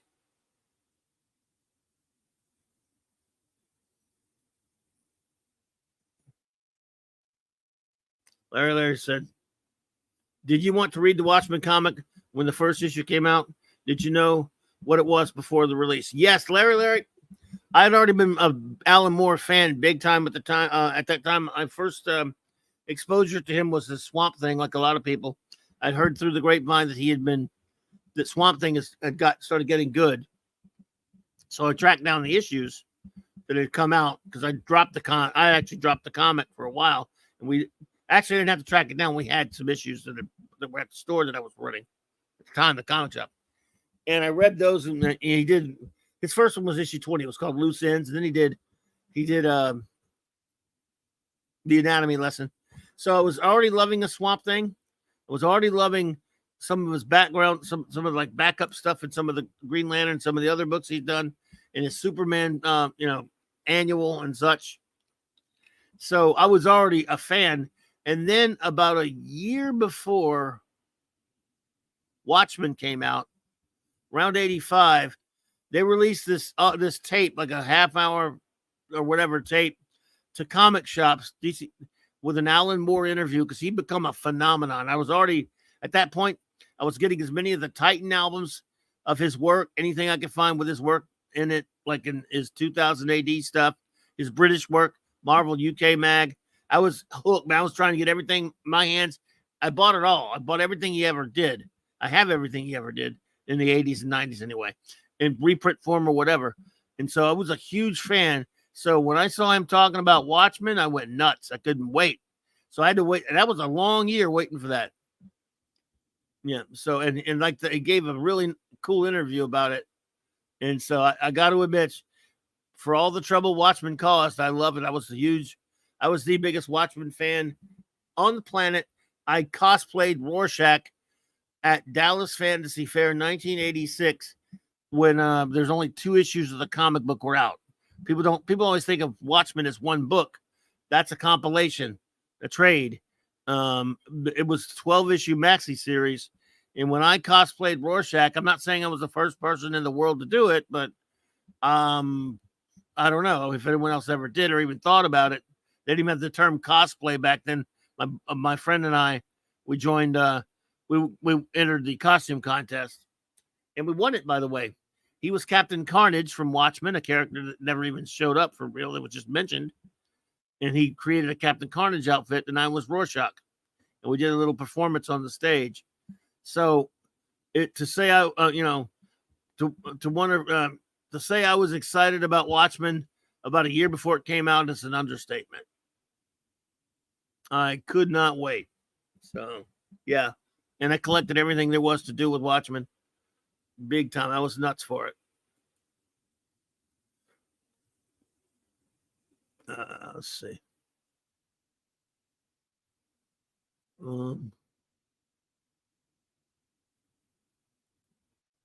Watchmen is one of the few comics I actually got normies to enjoy.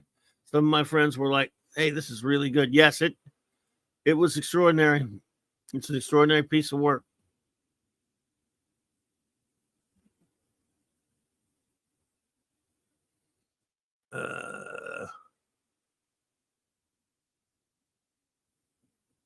Let's see. So, yes, sirree. Now, things have changed. There was a time I never thought they would ever have. But how did you make a Rorschach man? Oh, okay, that was a problem. You know, it couldn't really. Obviously, couldn't afford much. My friend, who was an artist, basically, I had my mom help me sew a white mask to cover my head. Of course, then I had him just draw the Rorschach squiggles on there and marks a lot and stuff, or whatever kind of something. Because obviously, I wasn't going to be able to make a Rorschach mask that acted like Rorschach's mask. They later did make one, so that's the best I could do. I have a picture somewhere. I just don't know where it is now. I actually have a picture. It's a pretty stupid costume, but I was proud of it at the time. I had fun. And then eventually my face would sweat and started making that. It made the marks a lot, kind of run a little bit. But yeah, they do have Rorschach masks now, but not then they didn't.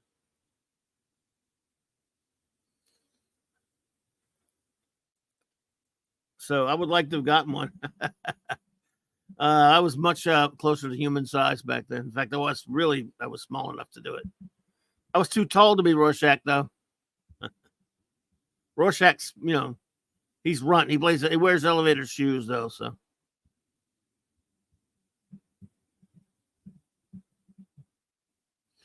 I was a big, tall kid, so I had to hunker down in the thing. A friend at school told me about Watchmen. He lent me his issues. Oh, cool. Yeah, I bought when that was coming out, and I wasn't doing it for investment. I was so excited about Watchmen. I was buying 10 copies of each issue. Sometimes 5 or 6, but so I could give out copies to people. Because it was a good while before the trade paperback of that came out. So I read my originals, which I still have.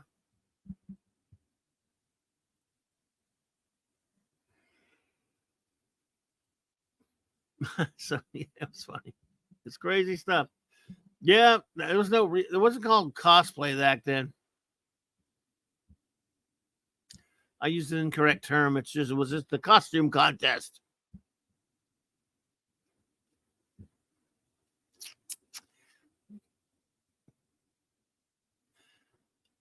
I used to, when I would go at that point, when Watchmen finally came out, I was wheeled around stuff indeed. I was working a different job, but I still hung out with a friend's comic shop. And so, man, I got so many people hooked on it. And that back when you still had to buy the issues.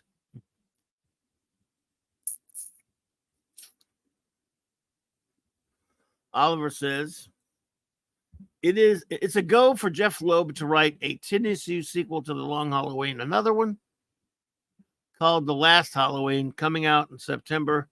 The Last Halloween is Loeb's tribute to the late Tim Sale. Yes, he did pass too early. Great artist. Does he really? What is wrong with him? Why do another? Is he going to bring back Holiday or something? Or something like him?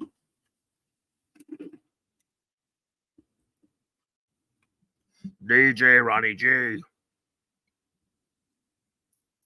What's up? The anticipation for the next issue of Watchmen was incredible. Boy, was it ever. I would usually save the best comics for last, but I could not put off the enjoyment that long. Just devoured them. And I'll tell you, the thing about that was Ravenscroft is the last couple of issues, 10, 11, when they started becoming, they took forever. They started getting later and later. And it was really a pain in the butt. Fiona says, did you see the Bruce Timm interview? He's totally lost it. I didn't see the interview. I know Doomcock did a video about it. And I haven't seen, but I've seen enough of him over the years. I've been convinced that Bruce Timm has lost it since way before. Now. He's been a jackass since the 90s. So is that a new interview? Maybe I can dig that up.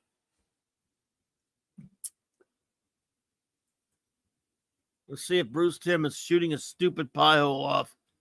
Because I think I know what you're talking about, but I haven't seen it yet. Let's see.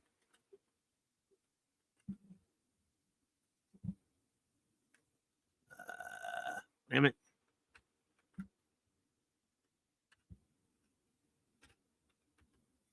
Let's see. All right.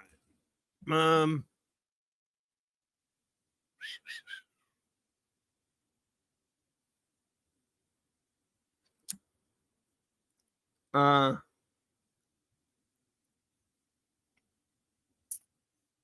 don't see any kind of. Where would I find that? Anybody idea where I would? I'm just not seeing anything other than this normal info coming up. Is it on is there like a write-up or something, or?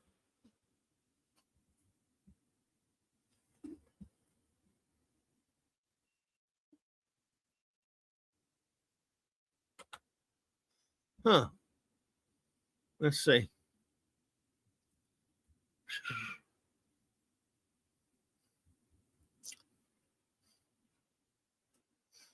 $20 years, huh?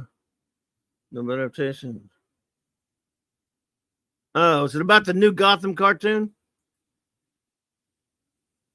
All right. Maybe this is it. Let's take a look. Because he has pissed me off for a long time, I got to tell you. Been annoyed at that sucker for a long time.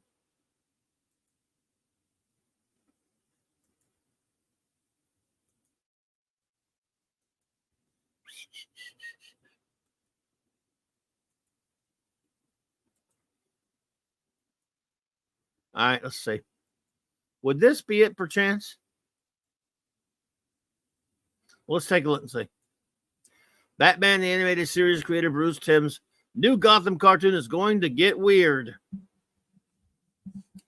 Oh, boy. May 9th. This is from May 9th, so it's got to be close.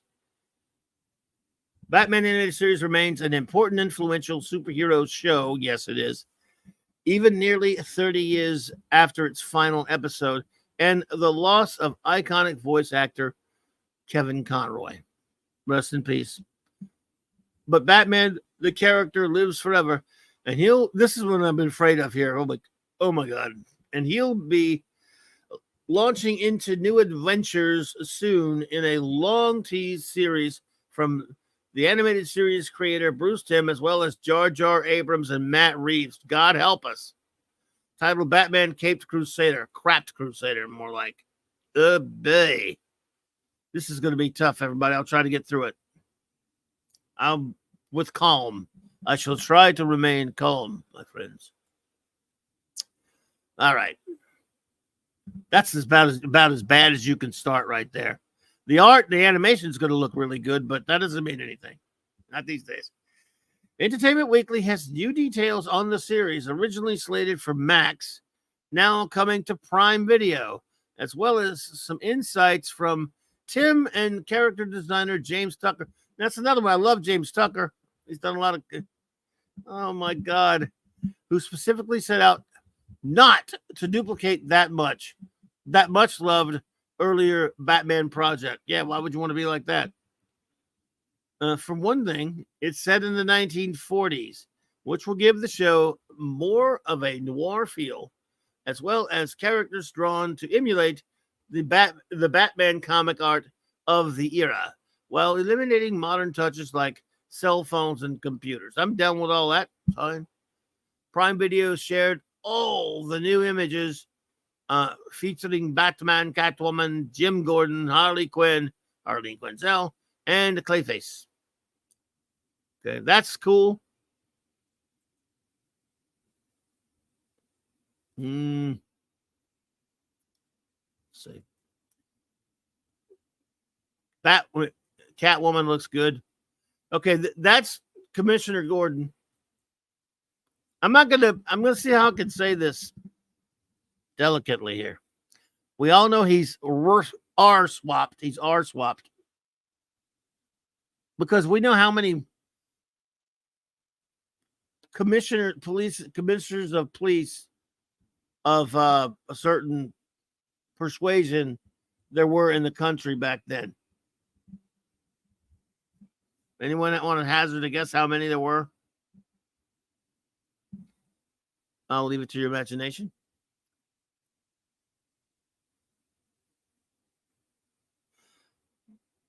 You know, I'm right there with you, Fiona. I hate Harley Quinn.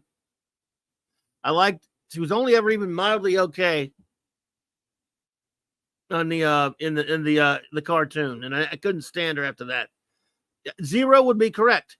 In fact, the first one I don't think popped up to like the 80s or 90s.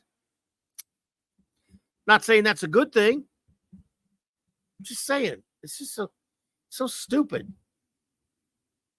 But that's of course evil. Harley Quinn. Ugh. That's Harley Quinn right there. That's Harley Quinzel. Now she's okay. Whatever. The most intriguing element sounds like Kate Crusader's fresh take on Harley Quinn, according to Entertainment Weekly. Not only will there be no Joker hanging around, Harley herself will be Asian American. I co-created the character, so I have a lot of love and affection for her, but I thought there might be something interesting about bringing her on the show. It's just not as Joker's girlfriend, Tim told EW. So how do we do that? A big part was just doing a basic flip. The original Dr. Quinzel was a little bit more serious, and then when she became Harley, she got really goofy and weird. So we thought, what if we reverse that? When she's Dr. Quinzel, she's a little bit of a more whimsical and fun. When she's Harley Quinn, she's scary. As you can see, the images. Aside from Harley, other villains we'll see get the 1940s take, including Catwoman, homage to Barbara Stanwyck, con artist character in the 1941 screwball comedy The Lady Eve, and Clayface inspired by classic horror movies. Right. And Harley's not the only weird element Kate Crusader will contain. The show's version of Batman is also a really weird human being. According to Tim, an overtly weird Batman? Bring it. Head to Entertainment Weekly for more from Tim and Tucker. Kate Crusader, his plan, August 1st. You can stream all season Batman animated series. Yeah, okay. Well,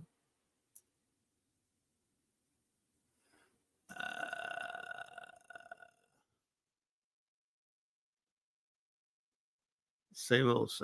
Same pictures. Oh, my goodness. Well, same shite. Well,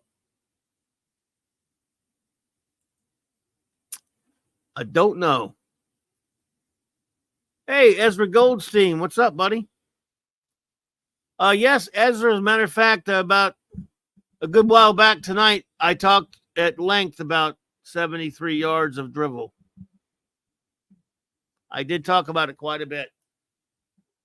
You can, I mean, if you want to run the show back to not too long after we began tonight, we talked a lot of Doctor Who. Your Muslim uncle says the 40 sound good, but zany Batman sounds lame. Yeah, I mean, sounds weird, but so Fiona, will you say, was there something else he gave an interview today about what he's to say, or it's just him talking about? Oh, now I remember what Doomcock talked about. Yeah, Benjamin Ward, sworn by Mayor Koch, January 5, 1980, was the first African American to hold the position in the U.S. Thank you. Yeah, I did talk about 73 steps. 73 yards of drivel. Yep. And like I said, in my opinion, what makes it so trashy, Fiona, is that it didn't answer a damn thing. It was so weak, so stupid, so lame. But it didn't have any shooty in it. That's almost no shooty. That was pretty good.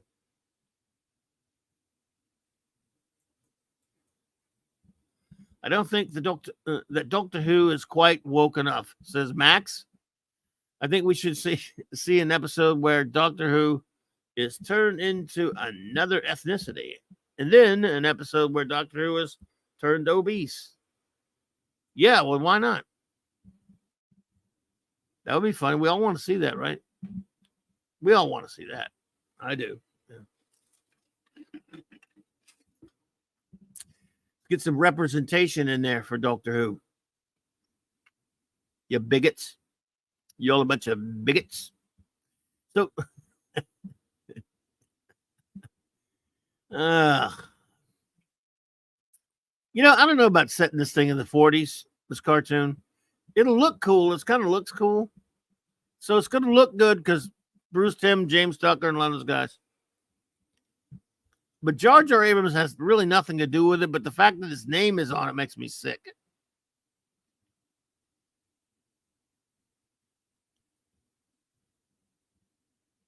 I just don't know. Excuse me. I don't know why you're doing this. Look. Oh, no, okay. Again, I'm going to step on Doomcock's toes, but he talked about this now. Just mention it briefly. Go watch Doomcock's video if you want to get a lay of land on what's going on. It's a short video that he did where he talks about this a little bit, and he says, and he talks, apparently, what's his face? Bruce Timm said, because he's changed Harley Quinn to be Asian. He said he can't wait for all those racist fanboys to start whining about it. Can't wait. So now he thinks that kind of thing is funny. You can't wait to piss him off. So now you're just doing things for anger. You want to piss people off. By the way, that is your sick mind, Bruce Timm. Your dumbass, mind virus, woke bullshit crap. When you think changing a character's race, which has been done a bazillion times, is going to get it, going to make you happy with all these racist fans are going to be mad at you. In reality, there'll be like 3 or 4 people who don't like it. A whole bunch of fans just think it's kind of dumb and lame. And others say you just could have left her the way she was. And that's that. You're not going to get much. You're not going to get much. I hate to disappoint you, Bruce Timm. Exactly, Larry. I really hate to disappoint old Larry. You're a dumbass. Well, a double dumbass on you. Thank you, Larry. I meant Bruce Timm. Poor old Bruce Timm, man. Yep, that's what I was saying earlier, Fiona. But earlier when I was talking about the episode, 0 payoff, 73-yard field goal that doesn't go through the uprights. Sure. Firstly, you should never try a 73-yard field goal because it's probably impossible. But let's just say you have a bionic leg. You need it to win the Super Bowl, right? You kick the field goal, and it's swerving. It's going straight, perfectly straight shot. It's going to be the longest field goal, not only in NFL history, but Super Bowl history, but NFL history as well. And it's about to go through the goalpost. Maximum payoff. Clock goes to 0. You're going to be the world champion. Sorry for the sports ball, my friends. And then what is the ball, which looks like it's going right through it, stops right at the goalpost. And then it falls to the ground. You lose. It's over. It's over. It's over, Johnny. It's over. You got no payoff. You got nothing. You win nothing. Good day, sir.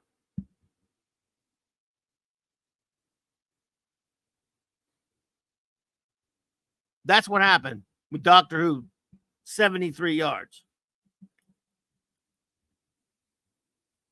Nothing is what happened. Nothing. You thought, man, this is the greatest field goal kick of all time. We're going to go home with the Lombardi Trophy. But no. It fell flat on the ground, and you got no payoff.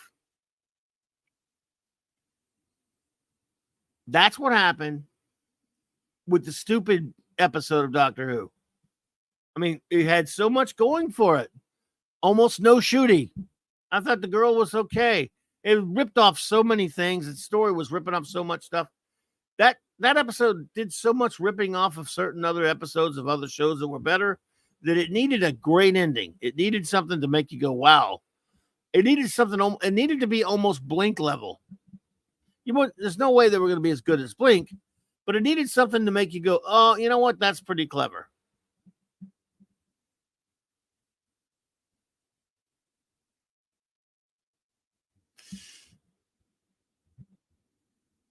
Yeah, but Janikowski didn't do that in the regular season game, did he, Fiona?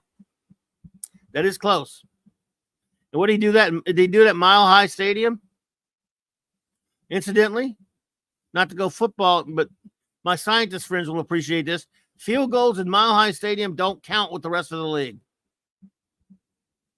Because the longest field goal was Matt Prater at one point for a 64-yarder. Sebastian was a beast, though. There's no question about that. Yes, Larry. As a matter of fact, that was the partial foot kicker who had the 63-yarder, lasted for like 30, 40 years. His name was Tom Dempsey. He kicked that against the Lions in 1972 for my New Orleans Saints, and then he had half a foot, and and he was a nice guy. I met him once or twice. Well, I know he played for Oakland, but did he do it in Oakland? I'm just saying, because that's a long way to kick a field goal. Tom Dempsey was really good. Okay, he did it in Oakland? Wow. Okay. I didn't remember that. I don't remember the 76er, but anyway, that's because he didn't make it, I guess. Right. Maybe was it a regular season game? Wow. Because I think the record right now is 65, maybe. I can't remember what the record is right now. But I'll tell you this, Larry, you're right, man. I know he didn't make it and bounce off the cross. I remember that, but I just forgot where it was when it happened and what game it was in. And I forgot it was that long of a kick. But Larry, that 63-yarder by Tom Dempsey stood for like, I want to say like something like 30-something years, I think. And when it was broken, okay, against San Diego, thanks. When it was broken, I'm going to get in trouble for talking sports ball. Oh, look, everything about me is geekness, but I do love NFL history, okay? Sue me. Anyway.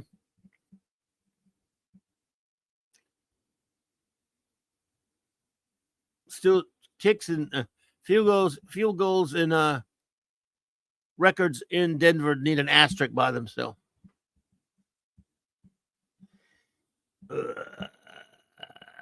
So in Doctor Who is that 73 yards. I mean, is that so?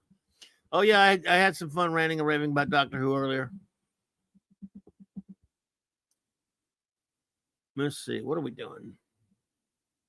Well, that's a good guy to be a fan of, Fiona. Joe Namath. You know, my earliest memory of football was Joe Namath, Super Bowl III. That's how old I am. Of course, I was so young, I didn't know much, but I remember watching part of that game, and it stuck with me. The guarantee. I love Joe Namath, man. I mean, that guy, again, his career was never the same after winning that one big one, but he won probably one of the two most important games. One of the two, there were two. He won one of the two most important games in all football history. Joe Dog, you're a Cowboys fan? Sorry, buddy.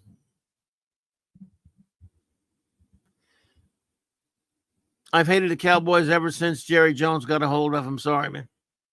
What he did to Tom Landry was inexcusable.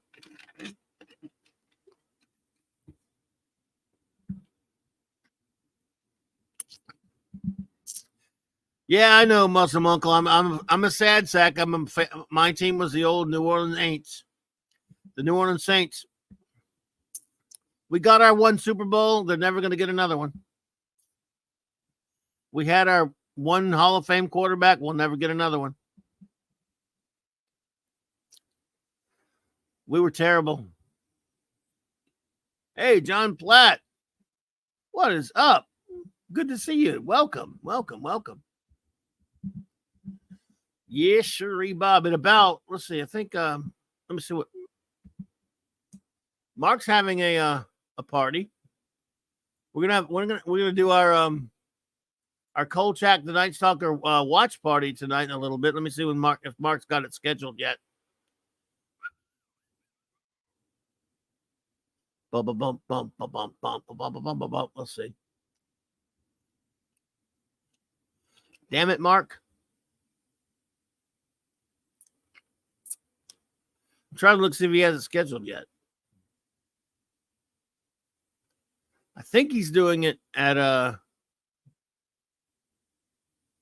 bottom of the hour.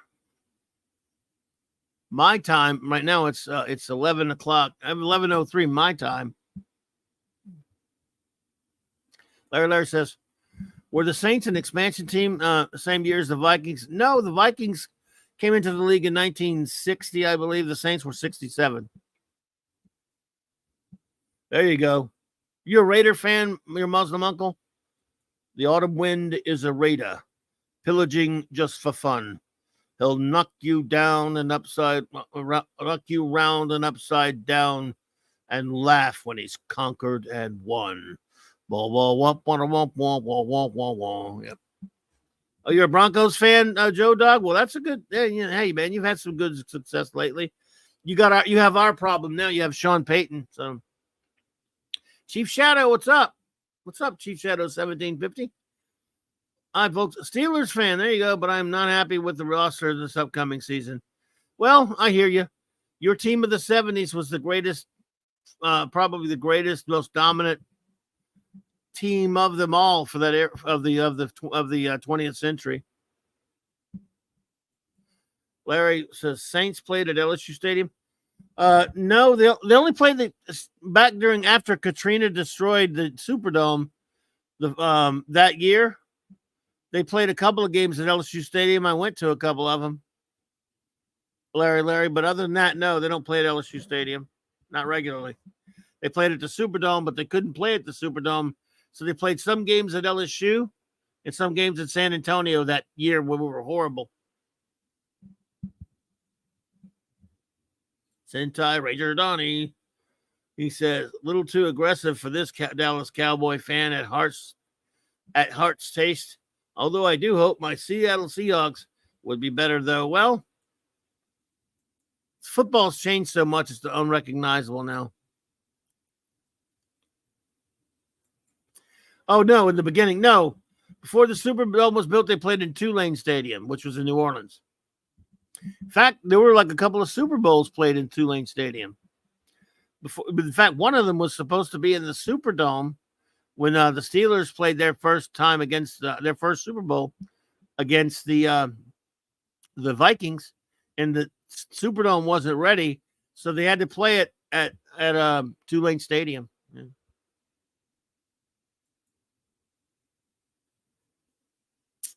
Tulane Stadium is where Tom Dempsey kicked that field goal. It's just fun to remember that name my mom used to say. My family's from Michigan. We now from Michigan, so we know about losing records. Well, yeah. Oh, I hear you. I hear you, dude. Let's see when Mark's got a Marco. If you're hearing me, dude, what's the schedule for the Kolchaks? Bum, bum, bum, bum, bum, bum, bum, bum, bum, bum.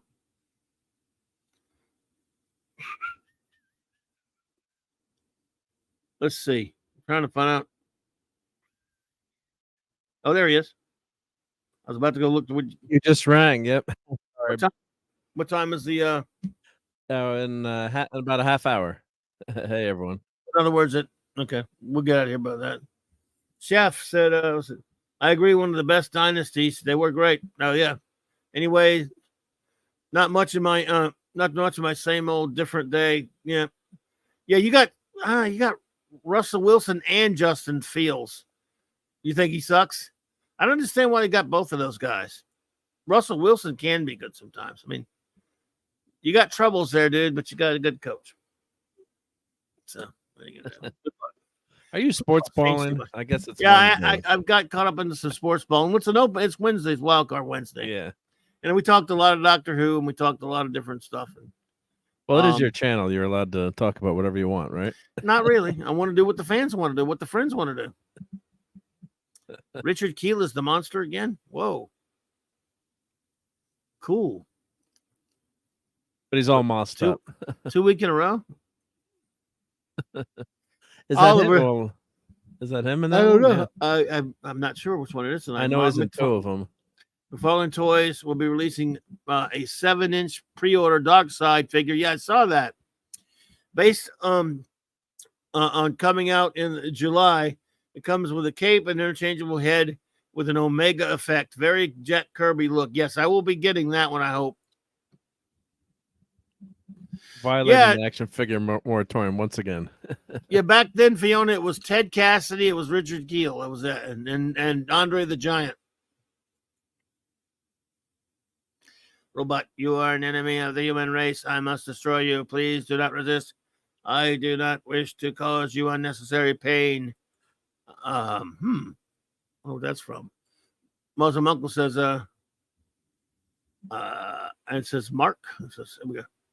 Hail, sir. I was a Raiders fan ever since I moved to California from Michigan in 1979. Had a brief flirtation with the Niners on the Raiders move down to LA and became traitors. Yes, they were traitors. The bastards. I never got used to saying the Los Angeles Raiders. They were always the Oakland Raiders.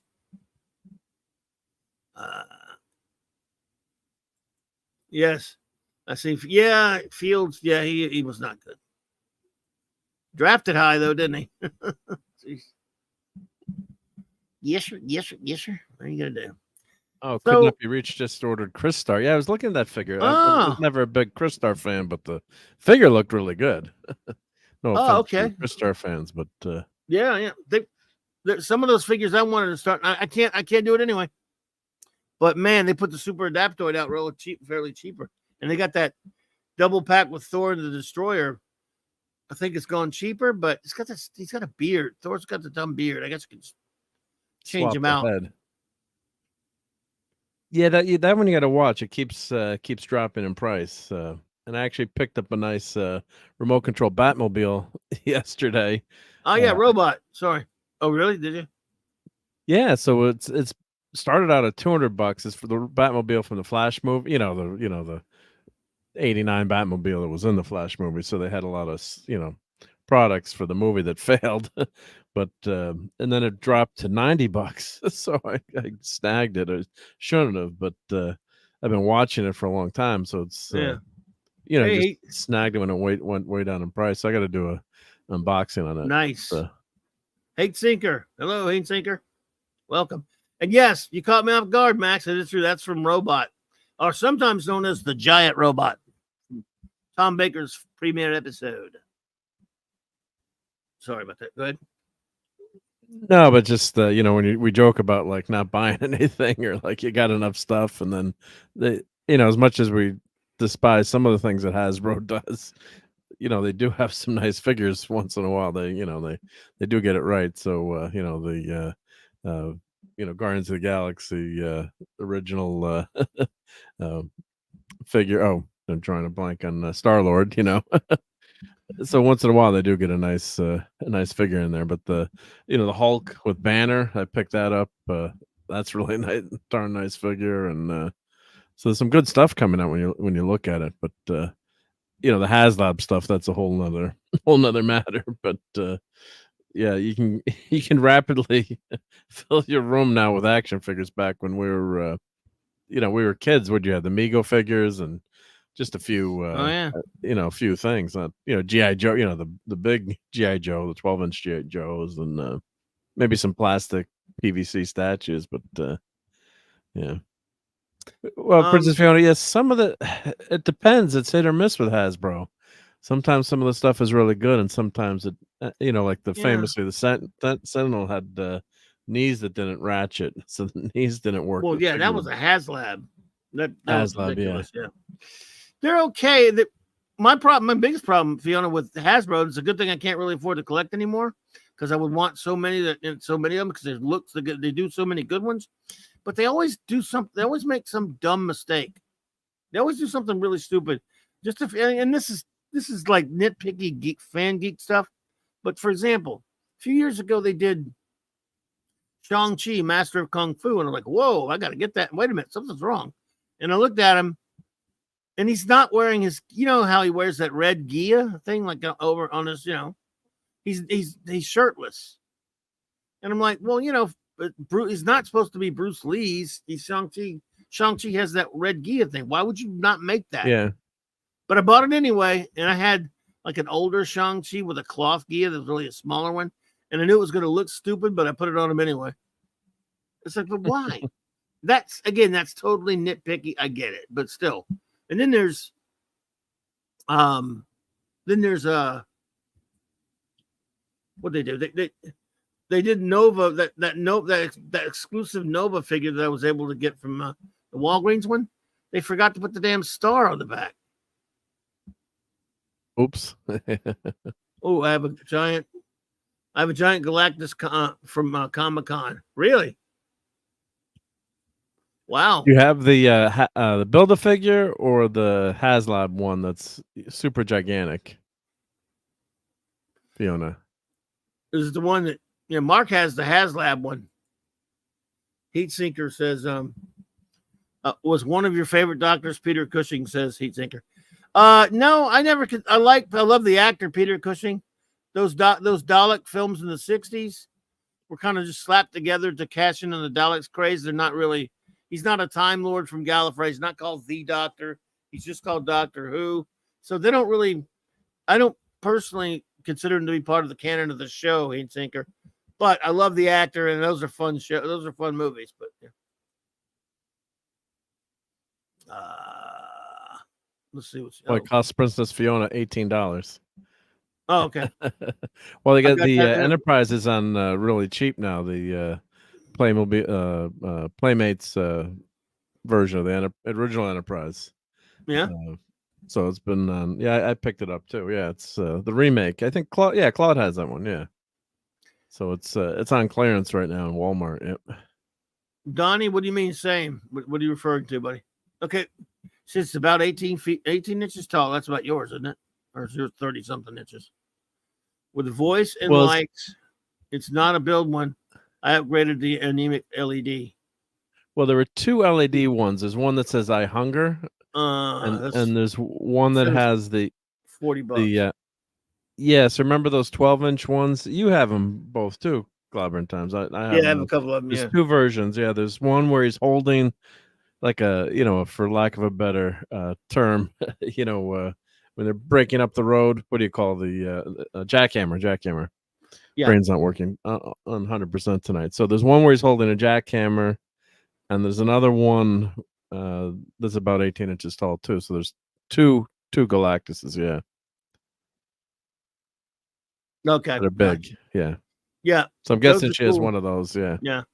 Phil, I don't know if you've ever seen it, but on Mark's channel, I mean, a good while back, did we do it? You found the unboxing.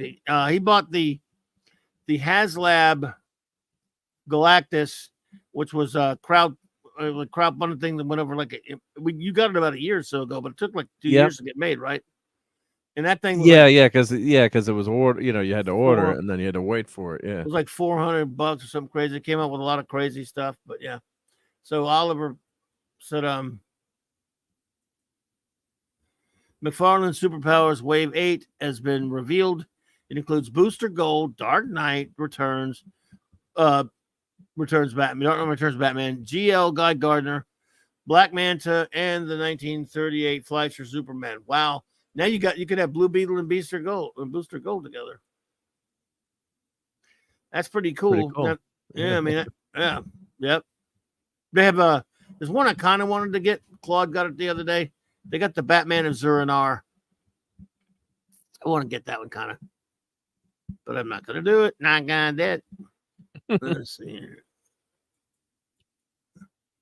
And my flesh, if my flesh got shredded by the talons of wing training, shred your flesh. How much do you think I should expect in compensatory and punitive damages from Magnus Greel of the Peking Homunculus? Well, since he'll probably go back to his own time. Oh no, didn't the doctor scramble his ass molecules all over time and space or something? I can't remember what the doctor did to the family of blood? That was badass. The Enterprise was originally $40. Whoa, the Galactus was a freebie Comic Con exclusive. Oh, okay, but I think it cost over $100 when the leftovers made it into the stoves. Wow, wowzer. I wonder what Nice. if you could. I'll try to find out which one that was. Yeah, if it was because there was a really expensive Galactus. It's one of the ones I don't have. A few years ago, that was maybe that's that one where it was really well articulated. I'm trying to remember what. Let me search for that one. Do you have the show programmed already? Yep, it's programmed. Yep. Not seeing it or no, but you need to put a link. I don't know how to link it from here. I guess I can just put it. Oh yeah. Like I got the link. Yep. I actually linked it so it'll start automatically. Yep. From here? Yep. How'd you do that? You go into the YouTube studio and then you can link it. But here's the watch party here. We can start at about 11 minutes. 12:35. Yeah. Let's start getting moving on. Yep. Okay. Well, let's start breaking out of here then, so we can get ready. We're happy, everyone. We're doing a Kolchak the Night Stalker watch party, and on Mark's channel at about 15 minutes. So we're gonna start wrapping it up. I want to thank you all for being here with us tonight. You were all fantastic. Let's do some show notes really first. Aside from that, of course, that we just did. Tomorrow night, I'll be at the great Tom Connor's channel with those fellers over there doing some pop culture talk. And then it's Clubhouse time. Yes, indeed. Clubby's Clubhouse returns with our wonderful First Officer, Commander R.M. Briggs, and the great Chief Engineer Mark D with a C with a Blake 7 episode review, Power Play, the Kolchak review, and of course, maybe the Star Trek comics review. Friday night is a great night for FF. It's fantastic Friday nights with my great buddy J-Man's channel, J-Man and Sean and I reviewing all of the legendary Jack Kirby's extraordinary run on the world's greatest comic magazine, Fantastic Four 1 through 104, 4 issues, of course, and of course, annuals 1 through 6. Friday nights, every Friday night for 7 p.m. Eastern, 6 Central, and then, of course, I won't be able to hang with my good buddies at 32 Flavors of Dickweiser. I'll be doing something, but they've got another great show on them, 8:30 Central. Go check them out. They're reviewing more Spider-Man issues with D. Bud Martin. But Saturday night Star Trek, big announcement. No Voyager this week. I know you're just all heartbroken that there will be no Voyager. Sorry. But I'll try to do what I can if you still want to show up, because I'm going to be counting down. And only Clobby can, that Clobby Countdown Classic from worst to first, all 79 episodes of Star Trek, the original series. So that'll give us a chance to talk about all of original Star Trek. And who doesn't want to talk about that instead of talking about Voyager? I know I do. So it'll be fun till our daddy takes the starship away. So that'll be great. 9 p.m. Central Standard Time. Same Trek time, same Clubby channel. So, yep, ranked, folks. Rank. Get ready to get mad. I can't wait. Can't feel the energy now. Some people are not gonna be happy with me. Alternative factor for number 1. Yeah, don't spoiler it. Oh, darn. Sorry. All right, so let's see. Where were I? Oh, and it goes Sunday Night Geekery on the Great Mark with the Sea Channel, 10 p.m. Eastern Standard Time. Yeah, you'll be having a blast with us. No, feeling so good about relaxing, winding down your weekend. Then the bastards will make you hungry. You go, wham it, I don't want to eat. It's too late, but you'll have to, because it'll make you with the eatery. So thank you all so much. Let's see. Let me do some shout outs for our wrenches, and then we'll get out of here. Eric K. Chris Perzia, D. Bud Martin, Lord Thoth, J-Man, Maximum Redstone, Fanty Outside, Larry, Gwagnar, J.T. Kirk, Maddie's Daddy, Cal L. And I'm working on pictures for, we've got other great wrenches here with us. The wonderful Princess Fiona's a wrench, of course. And hey, Kay Roberts, popped in without me seeing you, did you? Joe Dog. I want to thank everyone for being here with us tonight. Fiona, lovely to see you as always. You rock. You make my day. I have no time to do all the shout outs and everything because I got to go get this thing moving, but we'll do all the proper shout outs as we always do tomorrow night. But I want to thank you so much. Hey, DJ Ronnie G. I know you're all crushed about no Voyager this week. It's horrific. It's really horrific. I don't know what I'm going to do. Sorry to bum everybody out. I might just have to watch Doctor Who all weekend.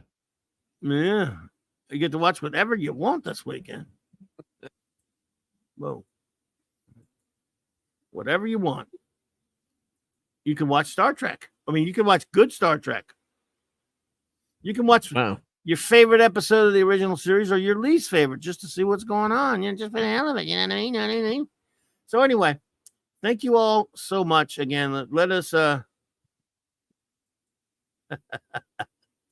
he means real Doctor Who, not that new crap. Yeah, what did you think I meant, Max? Yeah. He will watch the new he actually watches the new shit, but no, I could watch Disgracery. Nah, watch some. Look, if you've been suffering through Voyager for a long time, everybody, you get this one reprieve. So go watch something good. That's an order from your captain. Watch good Star Trek, or at least something else that you like. Because I'm going to watch. You already got some good Blake 7. We're about to watch some good Kolchak. So there you go. Good night, Fiona. Good night, everybody. Max, everybody, have a wonderful night, and I hope to see you all back here tomorrow night. In fact, I hope to see you at the Kolchak watch party. Come on over there, hang out with us. We have a lot of fun. So as soon as the stream ends, it'll take you there. Well, they change it now, so you have to go there, but it'll pop up in the chat. Yeah. Okay, gotcha. Good night, everybody.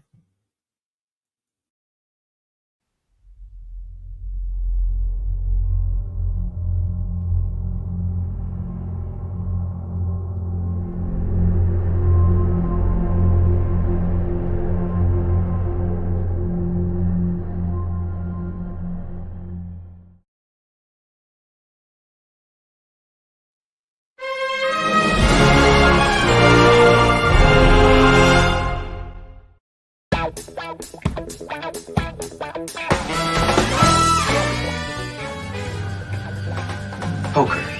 You know the game?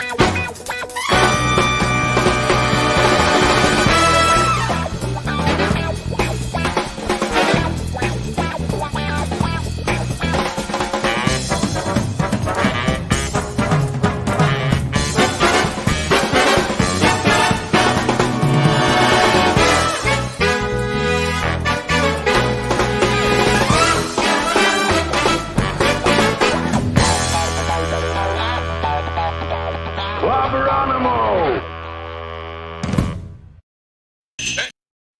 It's clobbering time! Groovy. You have to set an example even in the face of stupidity. Now, everybody that reads comic books knows that Kirby's Silver Surfer is the only true Silver Surfer. I just love clobbering time!